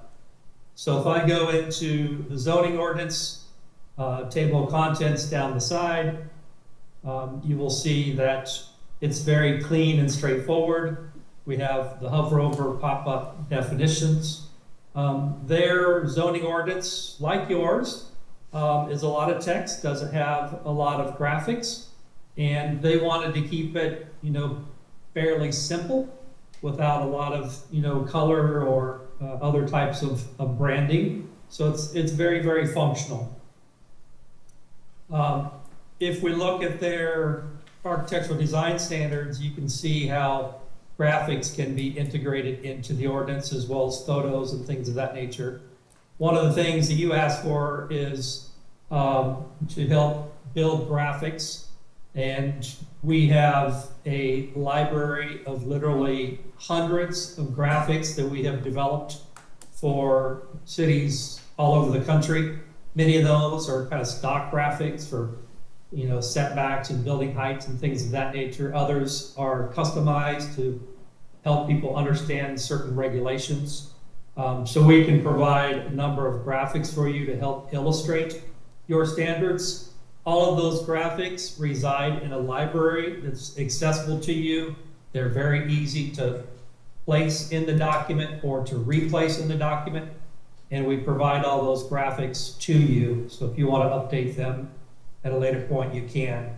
We have a full-time staff person that just works on zoning ordinance graphics. So we're producing new graphics all the time, so we can help you with that. They also have their design manual and technical specifications. So similarly, you can see, you can have all those types of graphics in here as well. So a couple other examples. Of course, there is a search, so you can search very broad topics, or you can narrow the scope if you want to search a particular document or an article within the document. You can just click on that term and it will show you every instance with enough text so you have context for what you're looking for. We can also do what we call best bets, so that your staff can decide if somebody looks up the word sign, more than likely they want to know what sign types are permitted in which districts, how big they could be, how far set back, the face area, the height, all those types of things. We can actually tag those, and so they show up at the top in a different colored box, basically anticipating that if somebody searches for that sign, more than likely these are the sections that they're looking for. All with a view of trying to make the ordinance easy to find information and very navigable for your users.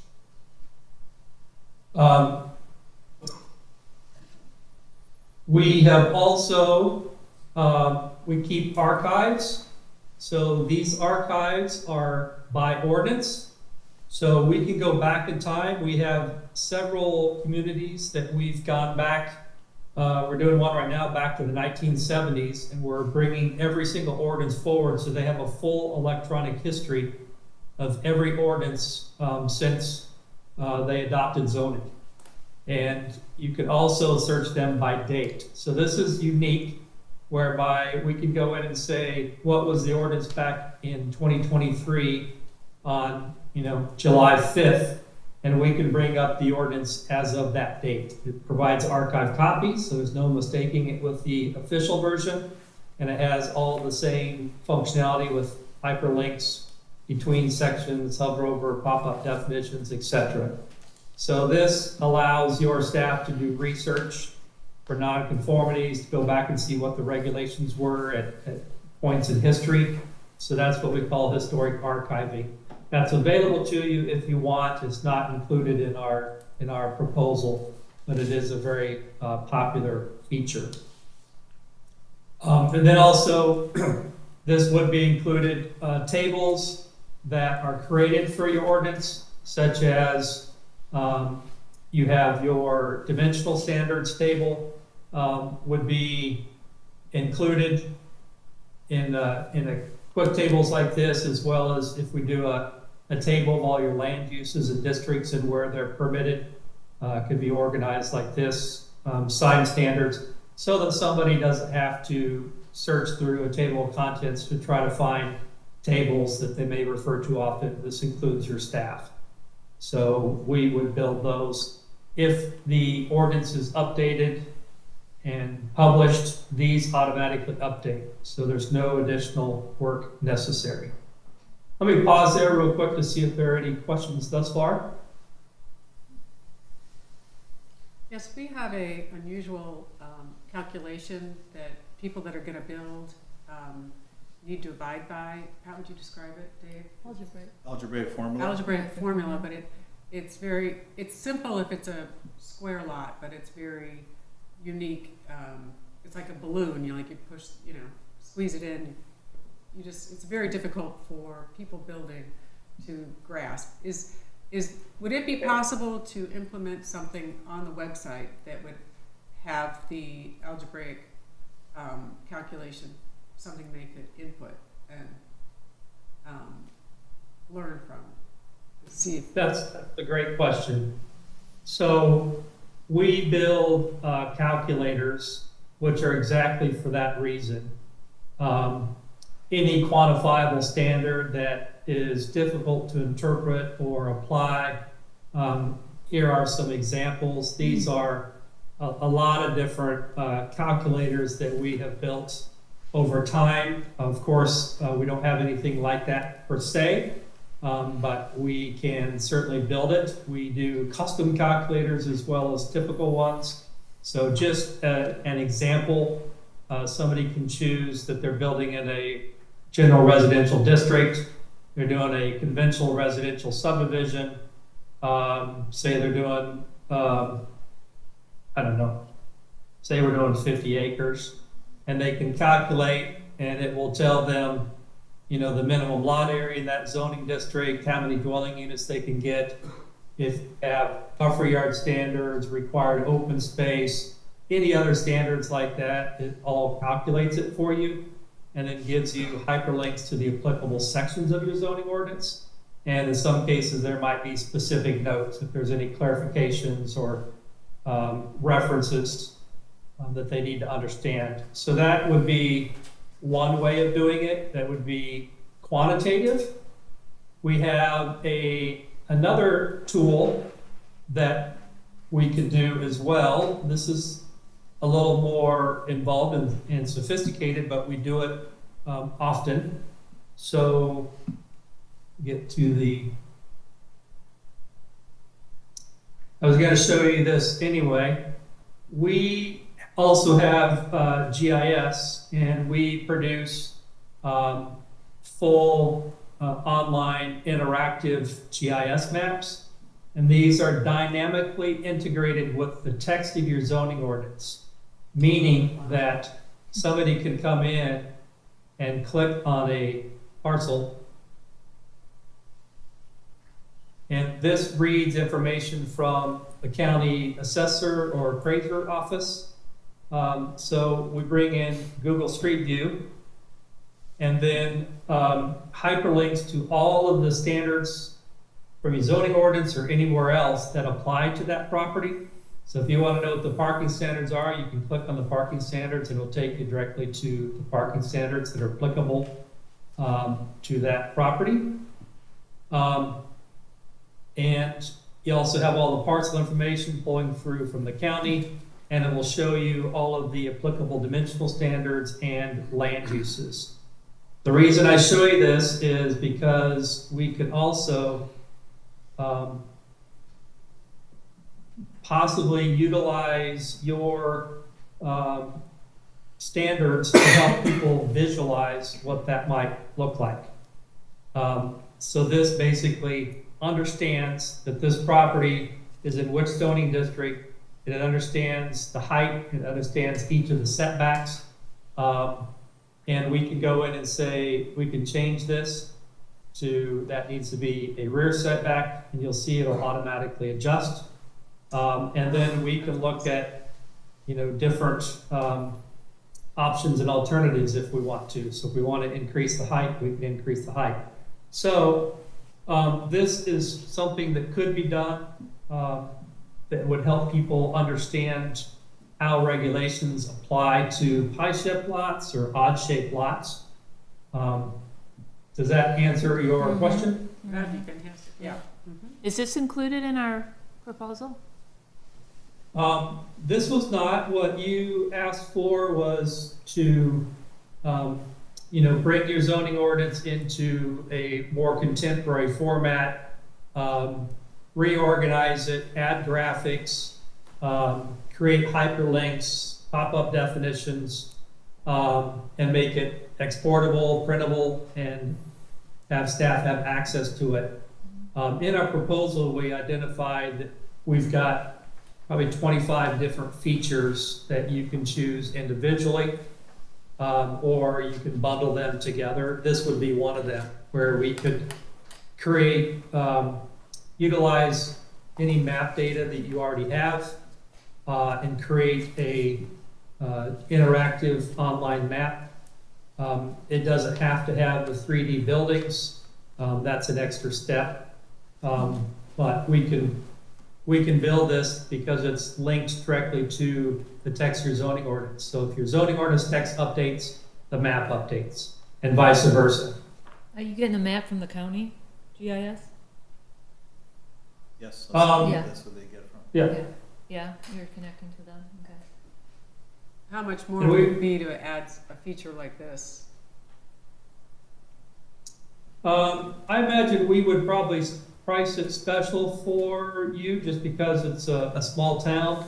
If the county has a GIS map already available, it's, bringing all that data into our viewer and then linking it with the text.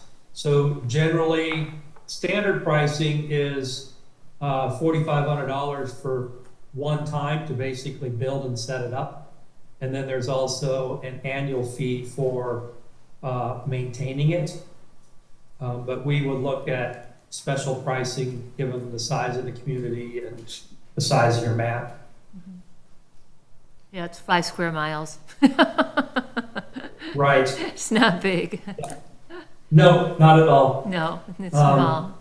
And some of these things can be, added over time as budget becomes available or as need becomes available. So you can add them, at any time.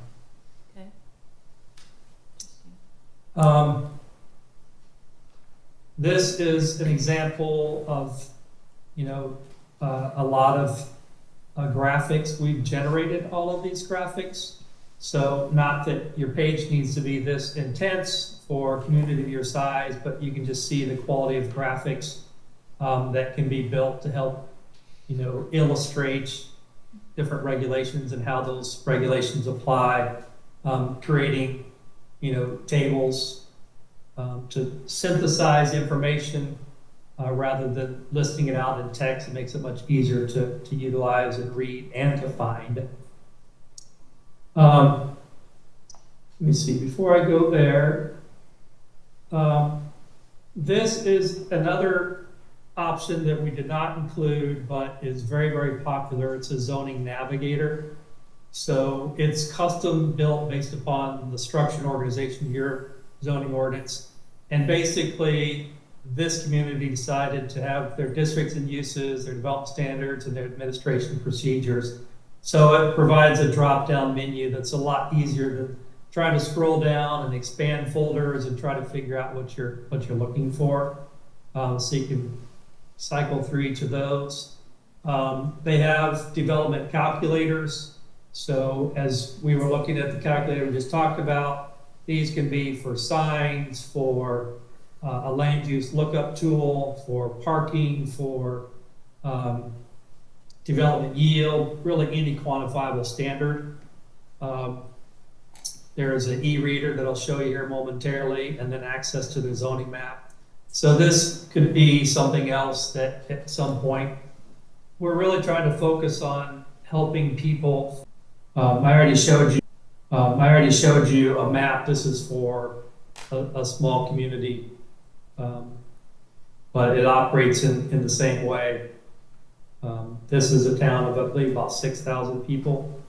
So you can click on a parcel and pull up Google Street View. You can generate a report for that parcel that'll map that parcel for you, show you all the uses that are permitted, all of the setbacks, and links to all the applicable sections.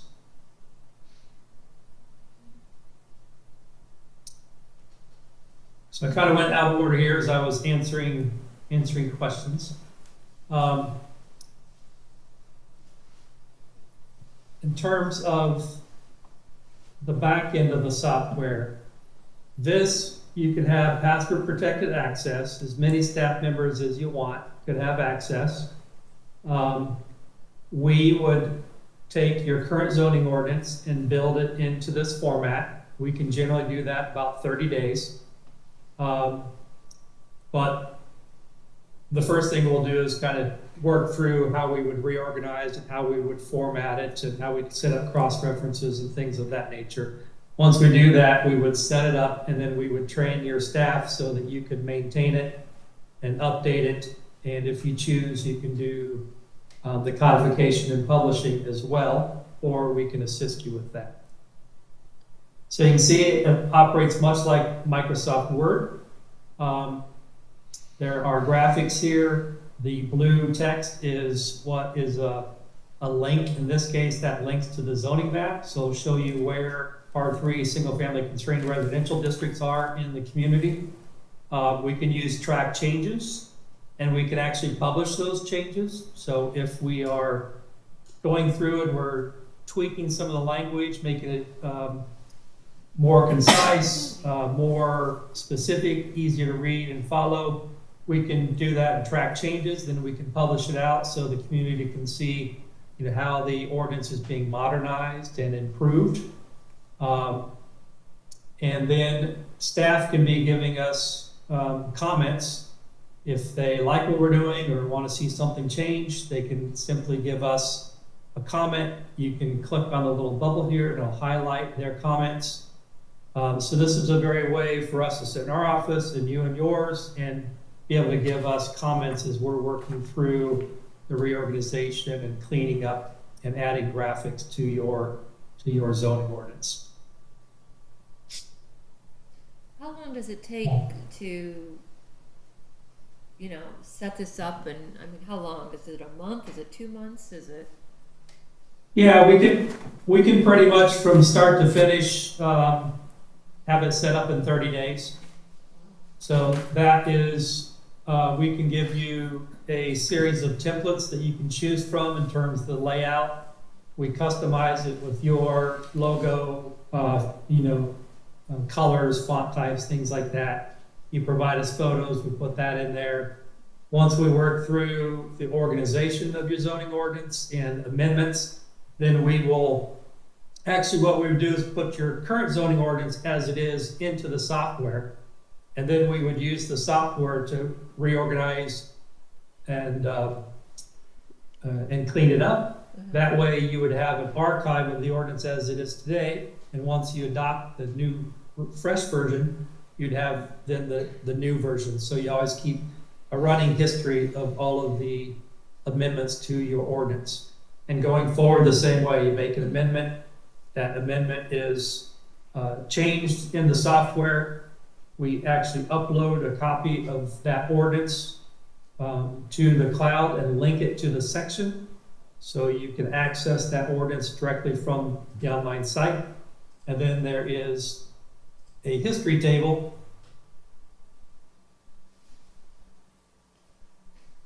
so this will show you all of the sections if there are changes pending.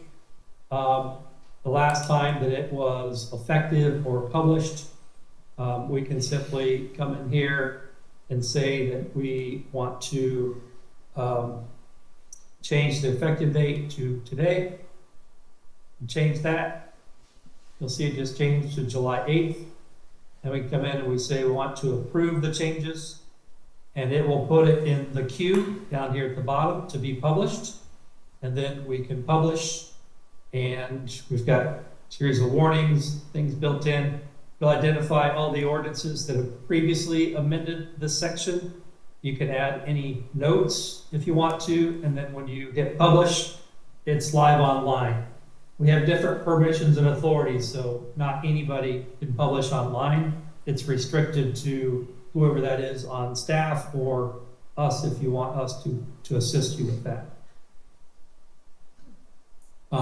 So yeah, we could have it set up in 30 days And then we would, while we're doing that, we would be working on the organization. So in writing so many ordinances, there are several different ways that it can be organized. And so we've got examples of different ways that we have organized with tables and graphics and keeping all the districts together. So we can show you different examples to work through with staff, you know, what the options and alternatives are and how they would like to organize zoning ordinance. This is an example how I took your table of contents and built out a numbering system and then showed any changes or modifications, any additions to sections, so that we can decide how the zoning ordinance should be organized. This is an example for a town of about 2,500 people. We're taking their zoning and subdivision ordinance and putting it together into a unified development ordinance. And this is an example that shows them their current provisions and the proposed organization, and then any notes. So this is a tool that can be used after it's organized for staff to know, you know, sections where they were and where they're now located. So we work through this with staff to make sure that nothing falls through the cracks, that every section is accounted for, and it's organized in the way it would be used. So generally we take a lot of the generalities that you have up front and put them to the back of the ordinance, put your districts and uses that people want to say, what's my property zoned? What can I do with it? What can I build or not build? And then, you know, any applicable standards for parking, for landscaping, for signage, and then ultimately all the procedures and so forth is a common way that we organize. But it's entirely up to you as to how that would be organized.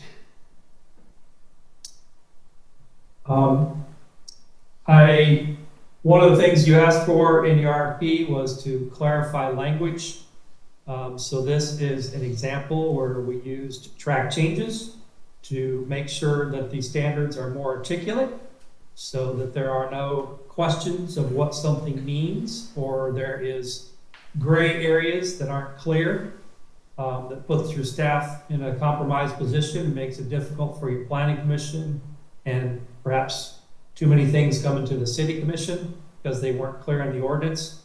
So this is, you know, doing track changes. And then I also showed an example of the way your ordinance is organized today and the way it could be organized. So rather than having one big paragraph, you know, breaking it down into numbered lists and being more articulate and clear so it's easier to follow.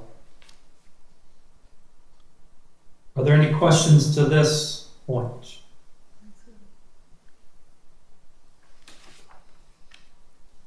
No, thank you. Thank you. Okay.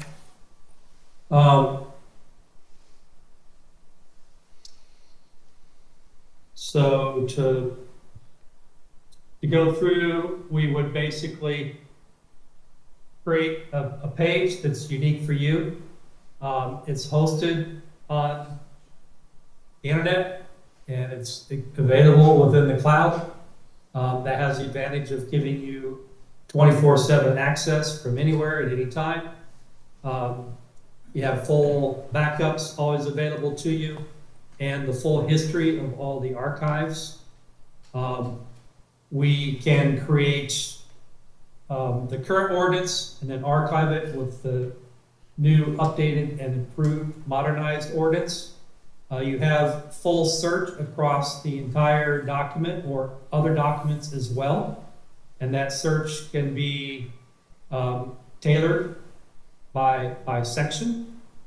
All the tables can be pulled out for user simplicity. And then we can create a zoning navigator like this if you choose, so that your ordinance is easy for people to find information they're looking for and navigate through the zoning ordinance.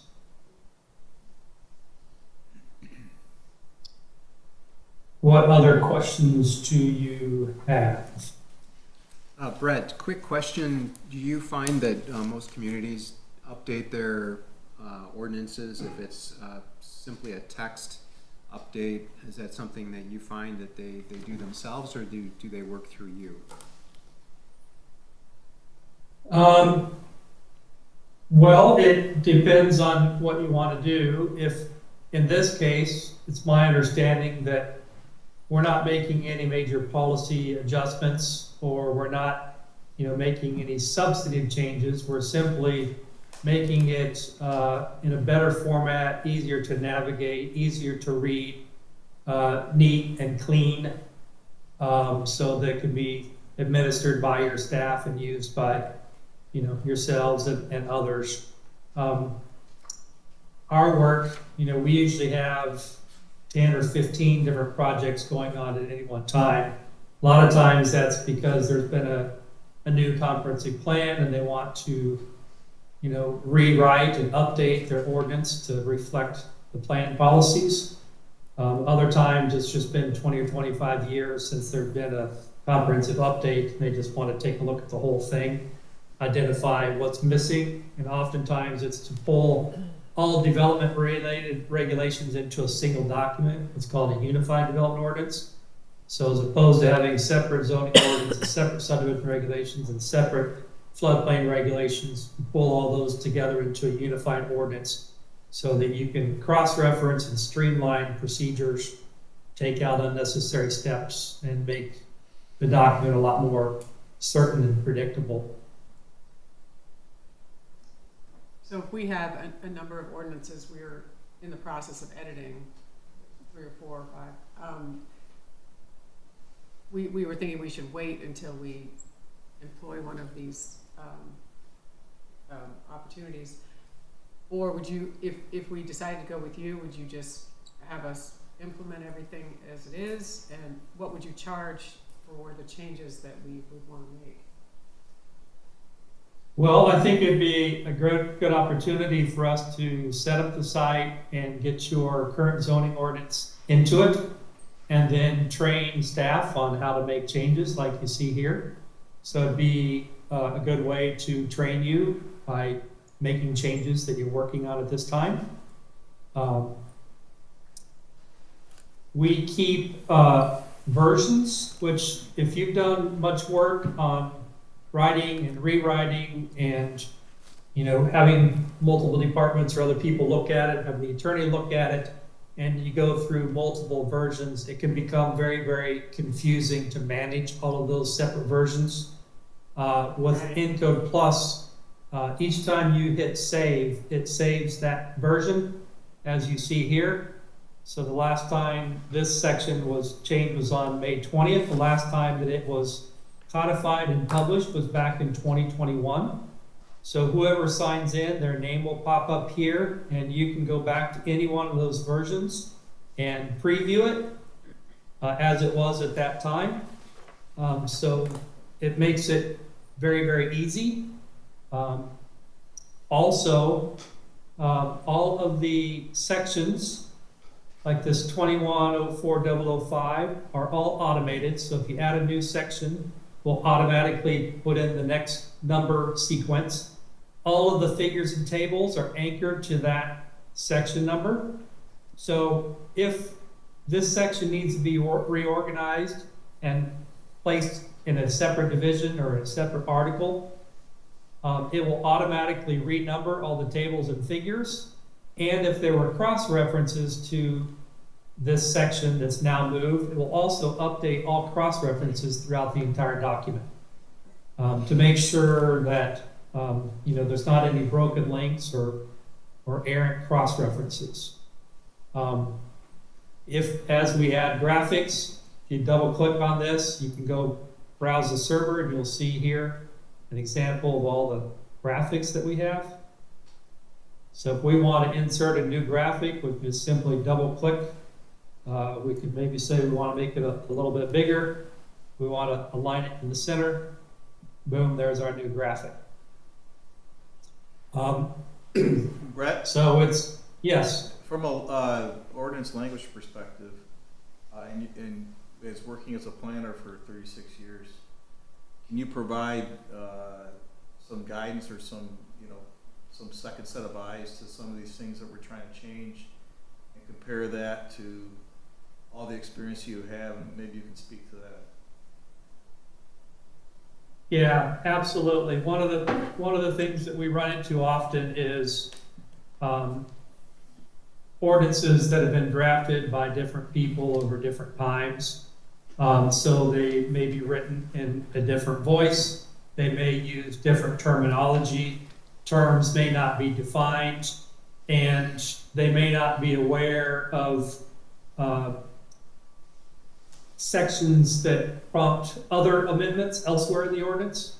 So, you want it to be fully consistent and not have any conflicts or inconsistencies. So that's one of the things that we would be doing, making sure that we're utilizing the same terms, that terms are defined, and the format and organization is the same, sentence structure is the same, so that everything is, wholly consistent.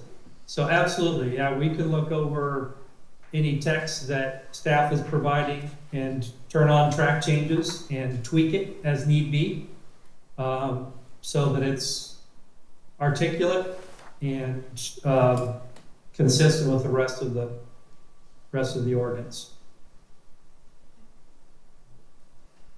Great.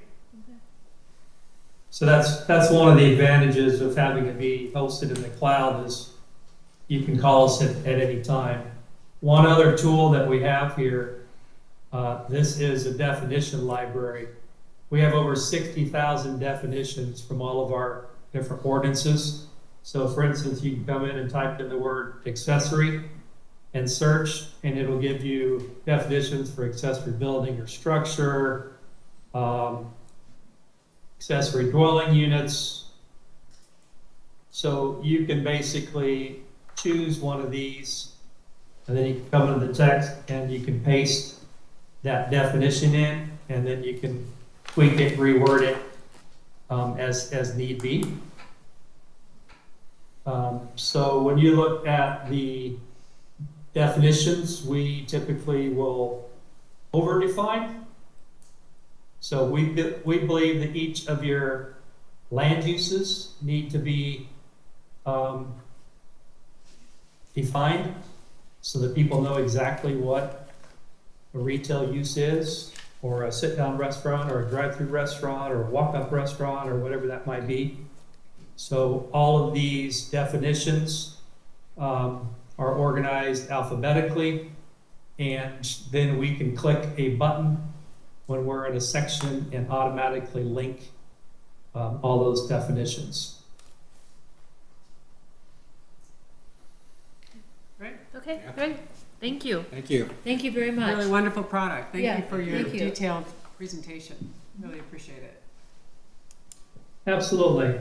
If you have any questions at all, please let me know. It's essentially a turnkey process, so it doesn't put a lot of burden on staff.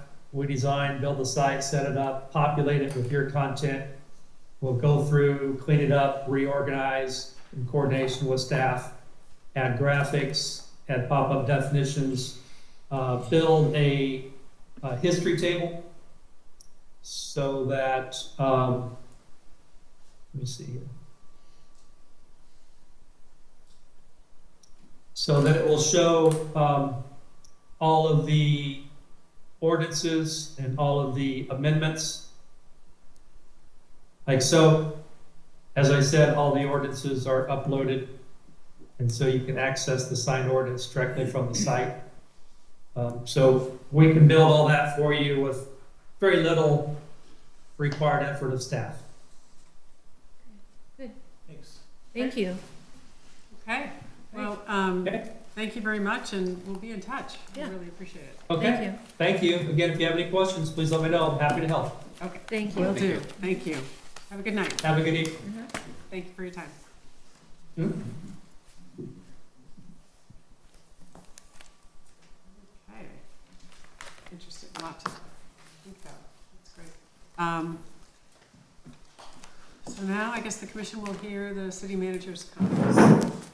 I don't think we need to, or we can have some discussion about this briefly. Well, at some point, we have to make a decision to go with one of these two. We had the bids out. I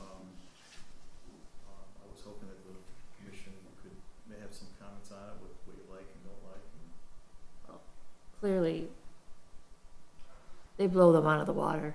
I mean, anybody who does PDF now that's old. It's old technology. It's just, you just don't even do it. I work for a SaaS provider, so I'm really pro up in the cloud and doing. This guy's been doing this for a long time. I think he could be a great resource for us as well, as far as drafting these right. I mean, it's night and day. It really is night and day difference. Appreciate what they have, what Gifford Webster has, but it is old, and there's a lot more we can do, and there's a lot more that he can do on this. So the only thing I do have a question on is, so we haven't brought it up to the planning commission at all. They're a big part of this. I think what I would propose to do is, I don't know if I would do it in a meeting. I'm open to suggestions here. No, I think it should be a side. I think it should be a side meeting to show this is what we're looking at, this is who we're looking at. And I think we should go from there. I wasn't, the Giffords Wesper thing, I just thought it was just such old technology. But I look at this and I'm wowed. I'm like, he's just, I just think this could be a really useful tool, and Agree. people, yeah. I agree. I'll tell you my opinion now, but I didn't want to influence you, but I know that half our staff felt one way, but I know Amy and I definitely felt that an or the cloud type of product would make the most sense for the city. Nothing against Giffords Webster's product, but Oh, yeah. it's just, there's so much more we can do with this. Oh, yeah. And it's the right thing for the city. I think, yeah, well, however you want to do this, I mean, I think what they could do, though, and you asked a great question, do we wait? But if we could get them engaged, if the commission at some point agrees to get them engaged, we can at least get this process started, get all the stuff downloaded, and then work through. They will have to work through with the planning commission at some point. Right. To get this, because it's a change in the zoning ordinance. Even though it's not a change specifically in the language, and Mark probably has a better way of saying this, but it's still, it would still have to go to the planning commission. well, the nice thing also is if we do go with this company, they would have the original, everything we have in place now, Yes. and we could all work, like they said, we could all have our different versions labeled and all work. And they could do Together they with can the do a changes. history, go backwards. I mean, it's an extra thing, but I think it'd be great for the city. We're always looking backwards. And we have had our challenges. I know that he made a comment about things not being codified or whatever, but that's not us. It's on there, but it's you probably talk this better than me, Amy, but Unicode is not very responsive, and we need something way better than that. Oh, yeah. This This is what we need. yeah, this is what we need. This would be This is- tremendous. yeah. I don't know if you have any. It sounded like, though, there were a lot of elements that he talked about today that aren't in our pricing. Would it be helpful if we got the pricing for a lot of those different features that we seem to be interested in? I heard people being, like the one thing he Yeah. showed up there, he said the 3 columns there, he Yeah. said that was not included in our quote. that Well, if type you of had thing. any different things, a couple of things that I thought the historical perspective or the archiving, everything, well, archiving happens, but going backwards, doing that I think is important, and then the interactive. Do you really, why would that, to me, it's more important like for the residents coming to us and trying to build something, for them to be Yeah. able to use that calculator. That is more important, yeah. And Why don't you? what Yeah, was yes. Yeah. is less important to me than what is and how the tool that they can use it to build today. But if they're changing the citations on our existing zoning code, there has to be some way to reference the old citations as well, because it's gonna come up. We're Yeah. past. Right, I to get love the things- fact that they, like you said, they could put in the existing one, and we'd all have that as a reference and a starting point. And then moving forward, you'd always track all the changes. Yeah. And then, and also, if they could have some sort of algebraic formula calculator, that would That's- be really cool.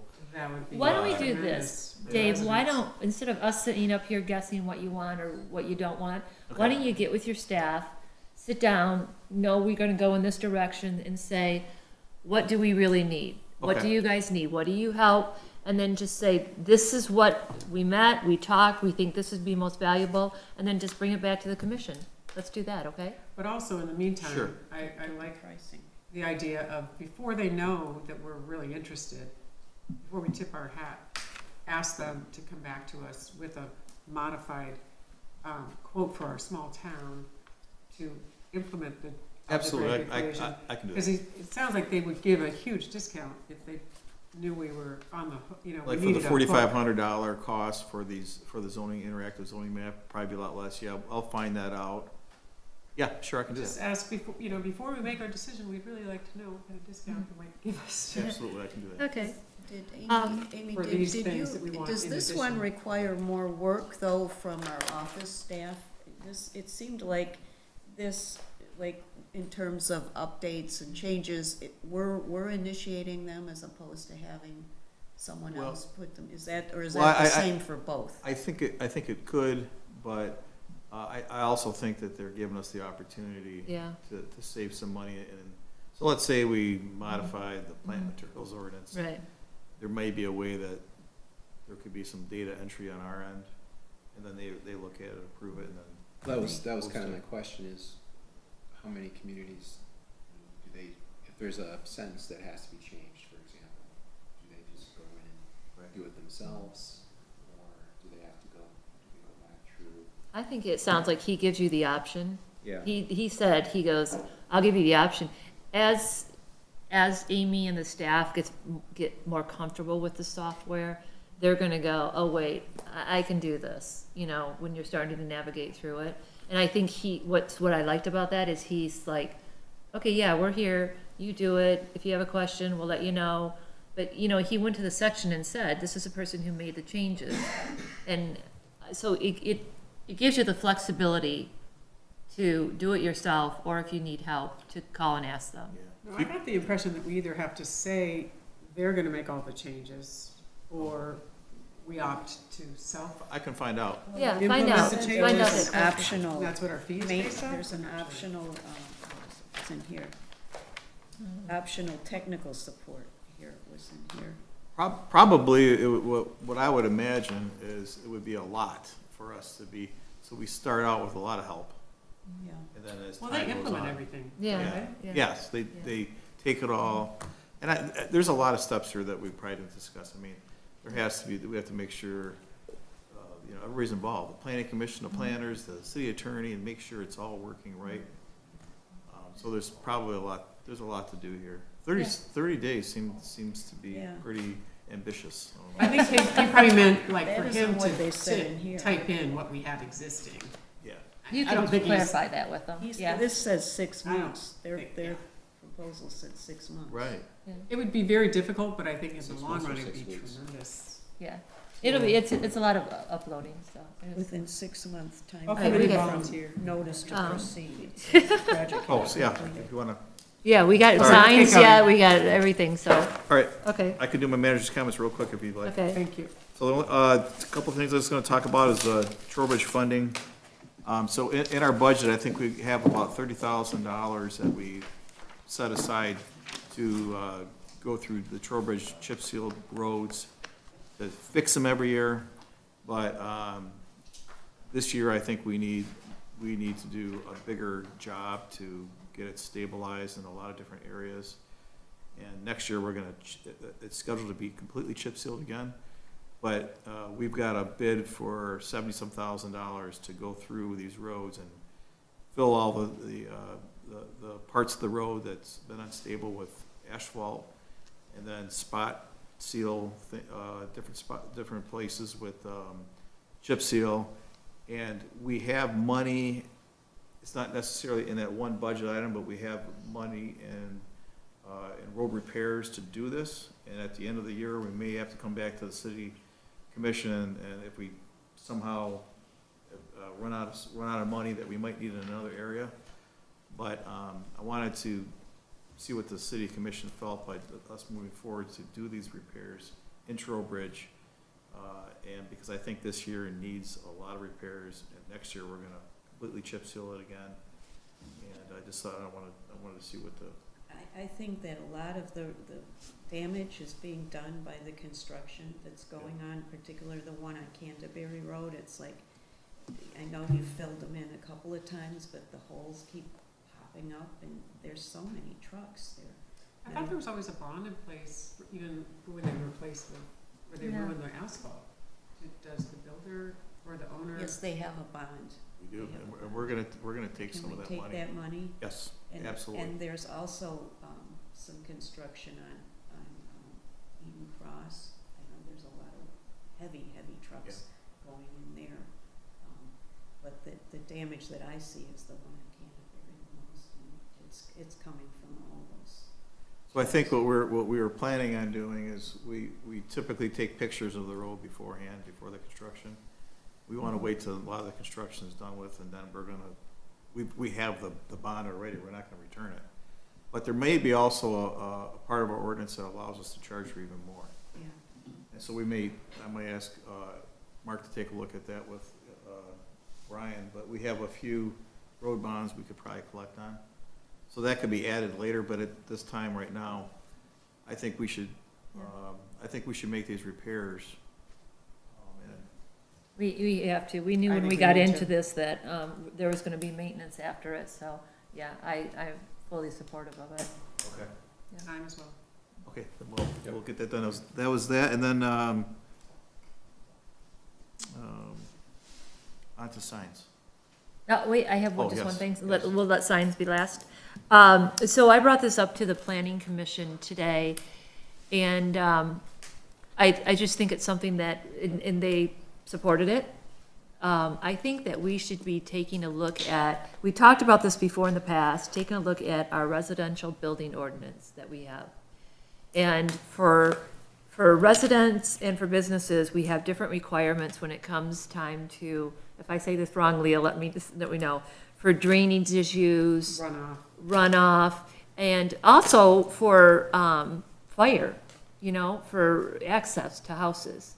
What we're running into is we have some very large houses that are the size of office buildings, bigger than some office buildings we have in our city. And so I think we should take a look at have Dave and Leah work with the chiefs and say, how can we change this ordinance so that if you have a certain size house, and Brian, we're gonna need your help with this too, everybody's help on this, is, if you have a certain size house, you're taking up 77% of the topography of the house or whatever, what requirements do you need? Because I know Leah and HRC, they're struggling because they're said, look, for residential, we only require X. Well, houses are big, or they're larger, and they're taking up Y.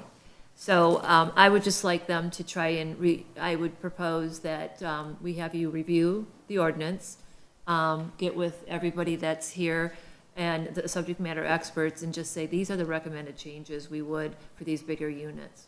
If the home is parallel to a commercial project or building, then the requirements for mitigating the runoff should be parallel. Is kind of Yes, exactly. We'll look into it, and we'll look at all the legal aspects of it, and all the different things in building. Yeah, we'll look into it. We'll bring a report back to you Okay, thank you. August. Thank you, Okay. appreciate that. Yeah. And are you gonna bring up the Haverhill problem tonight, or is that? Yes, well, I did mention, and I know there's some talk about this, but we do have a section in the city that's it's the lowest spot in the city, and it's at Haverhill, Dunstan, and Martell intersection. That's right where we have two very large homes being built, and that area's been called the lake for some years. Lake Martell. Lake Martell. When we have heavy rains, well, actually even normal rains, it does flood. It does flood. And so, yeah, that's, the problem is after I heard about this issue, I remember talking to Jamie Burton about it. I called him again about it. He sent me all those maps. I think I forwarded it to everybody. But he essentially said there's two ways to fix this. One is to take this, actually what's going on there is a sanitary and stormwater combined sewer. So one way to do is to separate the sanitary and the sanitary and stormwater, and pump the stormwater from that location out to Corton Road, and install a pump station. And the other way to do it, I guess, is to separate the sewers and restructure piping, which either case is very expensive. He estimated $2 to $3 million costs, and not all of it can be used with water and sewer funds because it's stormwater. So it's a super expensive endeavor for us. I'm hoping that what HRC's help in working with those two big homes and their rain gardens and their dry wells and whatever else they French did. drains. French drains, that once everything stabilizes, it helps. But if not, there's, Given the huge expense, I would like to see that project completed and see if any of the mitigating efforts they promise to do help. Because that is a huge rain garden, and we knew that would be more of a problem. So, I think that's the best way to, Yeah. let's, let's just wait. I agree. But watch it and let's see what happens after it mitigates and, yeah. okay. When Okay. they're finished. Thank you. Okay, thank you. Okay. All right, signs. So signs, the mayor, there's a couple commissioners, Commissioner Baxter has some signs to the right, and the Trowbridge sign that you saw before. Commissioner Baxter's latest wood sign can be fit onto a bracket that we found at DPW. Actually, Jamie Spivey found these brackets. In the middle there, the mayor, Oh, so you did find a bracket for the wood sign? Yeah. Great, Fits on the same bracket. great. So this one was from a sign company, I think it was in Muskegon, and they offer brackets like you can see, and this would be like the bracket you would put on top to put the other sign on. And that's the sign that they developed, and that's their finial on top, and the bracket on the bottom goes onto a 3-inch post. And then next to that, these signs here were signs that Jamie developed and was replacing until that didn't go so well. So, Jamie, no offense. Don't take it personal. No offense taken. Okay. but the good thing about these two is this, and I have to give Jamie credit. So we found these brackets, and he looked up the manufacturer, and the manufacturer says, "Well, we don't make this anymore, but there is a company, I think it's in Minnesota, that makes it." And so he contacted them, and they put this together for us at the end. So that's the signs they make. You can get it at any time. The brackets themselves, they order once a year. So That's this one? all the way to the left. And so the Cranbrook Brady Lane, that whole brackets and the bracket that goes on top of the posts and the finial and the signs, the total cost is $186. Oh. The one to the, well, that's, but the sign that the sign company in Muskegon provided us would require us to replace all the posts. That's the middle one? Yeah, it's the middle Okay. of Trowbridge Road. Okay. That one was, I think it was essentially about $300 for that markup right there. Okay. So does this one on the far left include the post, or that finial can go on any post that we have existing? Yeah, this is a 2 3/8 post that fits on. The company that the mayor was talking to, They they only would have do the 3-inch. yeah. Yeah. So Jamie buys the posts for $100 a piece, I believe, and they're powder coated black. Yes. But, So you can get a new post. yeah, and he's got a supply of them right now. Oh, great. I love that one. And pretty much, I wanna say about 70% of the street signs that are out there already have that bracket on the post. Yeah, that's the original. That's the original. The original bracket in the city, I think, goes back to the 20s and 30s, and the only difference between the original and what you see on the left there is that and that matches the original very closely, except the original had end caps, Yes. which on this wooden sign here, that little decorative feature on the end is a simulation of that end cap. That's what it kind of looks like on the old signs.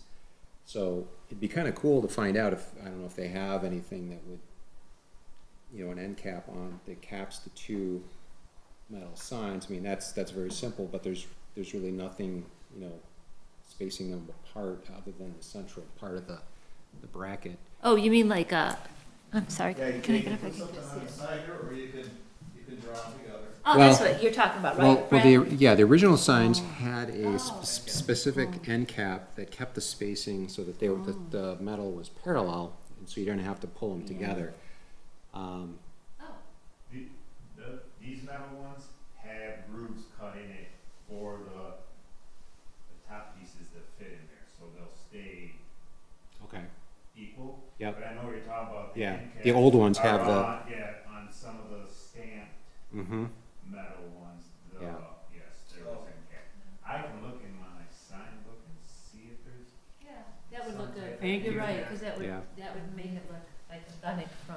But you see that curve on the ends? Yeah, of the- yeah, uh-huh. That's what the metal end cap looks like if you look at Oh, okay, Okay. yeah. So is there any post that the wood would work on? it. It works on the same thing. Well, I'm seeing this metal, it's not the same thing. The only reason it's not is because the hole in the center is just a slight bit too small, so it's not going down on the post, but it would look just like that.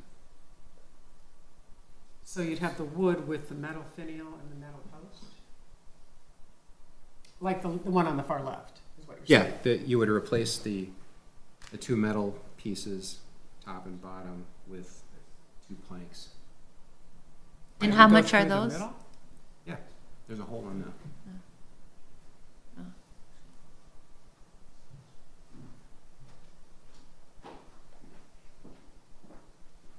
Do we know what the majority of, or what the, how many are Oh. wood now versus how many are metal Oh. now? yeah, goes through? I can give that Okay. to Dave tomorrow. I have the list down in my office. Oh, do you already? Oh, great. Okay, yeah.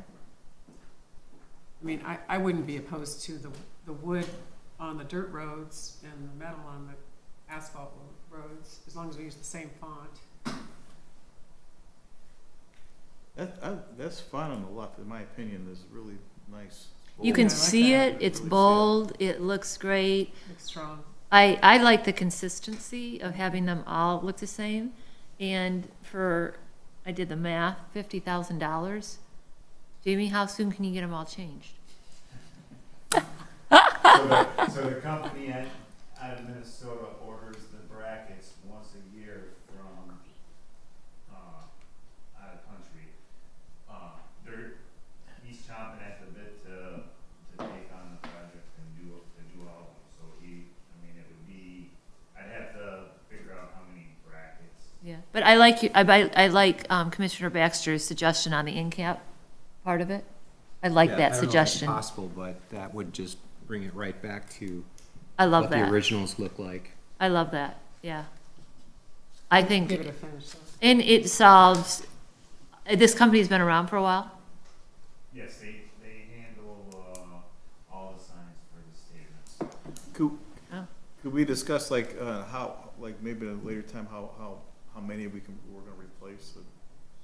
I Yeah, thought was, we had talked about just doing the dilapidated ones first.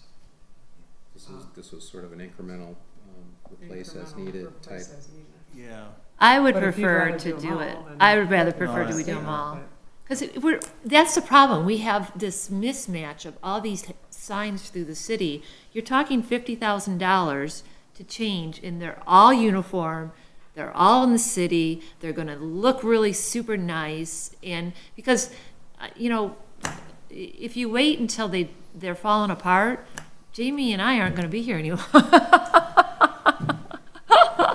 I mean, if we keep just doing it as they go, you're still going to have a mismatch. Let's really unify Do the it city. by neighborhood or by, Yeah, but for the cost, it's just a matter of how quickly we can get them. To me, I think it's worth it for 50,000. I I think just- the residents will love I think it. it is too. The only reason is there was a little discussion in the past about how it was gonna be done, just from looking at it from a complete city replacement.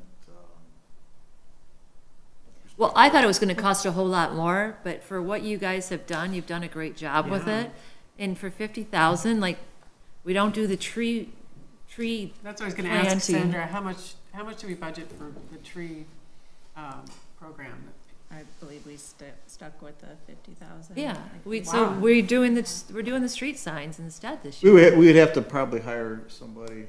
There's no way Jamie could get them all, because they're thinking about 280 of them, isn't there? Yeah, they're right around 280 to 310 signs. I thought it was It's a lot cheaper to 268. order all the signs at once, or at least this company, I know we're not gonna use it, but they just say if you commit to 300, then you only need to take on 20 or 30 at a time, get 20 or 30 at a time, but you still have that same price, and you still have that same commitment, and you still get the bulk pricing. I don't know if that company does that as well. Well, I'll get more information, and I'll just, Yeah. that's okay. I'll get more information on this and pricing, and we'll work all that, and I'll communicate. Is that retro reflective as well? It is. Okay. So. Well, I just want to be, respectful of you, because you brought this whole thing to the surface, and I really appreciate it. You're I do bringing too. these beautiful Yeah. wood ones. Are you comfortable? I mean, Yeah, I mean, I'm not stuck on wood. I just, the whole purpose of the wood in the beginning was to try to, you brought up the point, is in that we have a lot of different signs out there, and we've got a lot of plank signs, actually. And the idea is to bring something forward that we could start replacing as we needed, that didn't look out of place with what we already have. That was the intent. I don't think the intent was ever to do a full replacement program, so I'm not, the wood was just a possible solution to something that was coming up as a problem, because there really wasn't any standardized method for replacing the signs that were going bad. But having gotten into this process and gone through it, I mean, the wood, I think for certain areas of the city would look attractive, and as long as we kept the same fonts and the same finial, and unfortunately, that was supposed to look like that, but, but the hole was too small, and Dave and I could not push it on there, so and that's a lot of weight, so between the two of us, and we could not get it to go. so maybe we all need to vote whether or not we want to have two different signs and two different, even though it's the same font, have both wood and metal, or are we gonna Do you think? replace all the wood ones with new metal ones? We do it neighborhood by neighborhood. We should.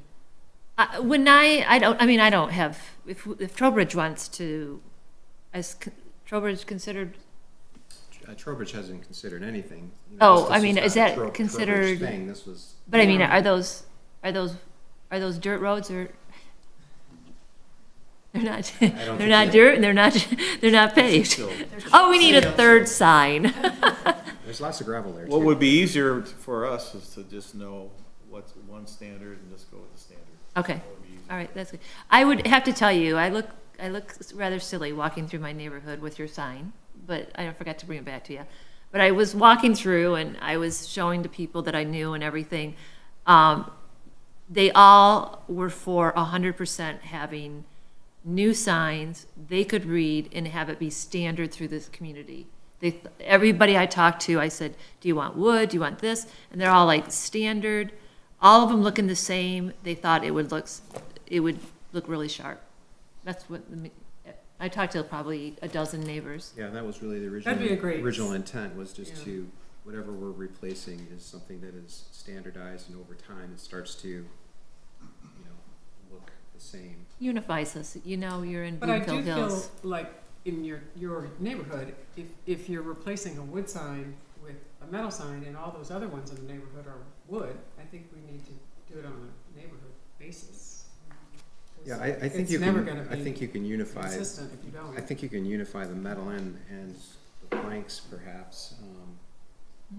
I don't, you know, especially with font and color, and it's got the same finial, same bracket, I think that is unifying enough. Yeah. If a particular neighborhood wanted to go with the planks versus the metal. I don't know that we can let it go to vote, do you? For the neighborhood? No, City because if you ask the decision. neighborhoods, they're all you're gonna get 1,000 different things. I think what like Dave said, keep it uniform, keep it one standard, make it easier for Jamie. Dave, why don't we do this? Why don't you see if you can get the end caps? I love that idea. I think that would look really good. Get a total cost, Jamie, let us know how many exact signs you would have to do, and then just give us the next meeting a ballpark of, here's the time frame in which we think we can do it in. Is that okay? And then when there are 5 of us back here, we can all Right. vote if we wanna do the wood for chip seal and dirt and metal. What I could do is I'll provide you information in a weekly report. Oh, good idea. Yeah, Picture, Yeah. you know, so we'll know. Okay, Okay, all right. Sounds good. is there any other business? I nominate, or I vote we adjourn? Yes. I'd like to entertain a motion to adjourn the Hold on, meeting. I'd like to say something. I want to thank you guys for approving and going forward with the salt building. It's going to make a lot easier for the DPW being on that location. I know there was probably I've been here since 2001, and I've been trying to get it there since then. It's going to be a lot better for the city because we'll be able to keep track of the salt usage and not having cranberry tape. I mean, I really appreciate everything. Oh, and thank you. Go forward in doing that. Thank you. I'm really glad to hear it. That was nice of you to It's an say. important move. Yeah, it's very Thank nice you. of you to say. Thank you. Really. Thanks, good to thanks hear. for coming tonight. Yes. You should come every week, every month. Oh, my gosh. May I hear a motion to adjourn? Motion to adjourn, so moved. Second? I second that. Yeah. All right. Meeting's adjourned.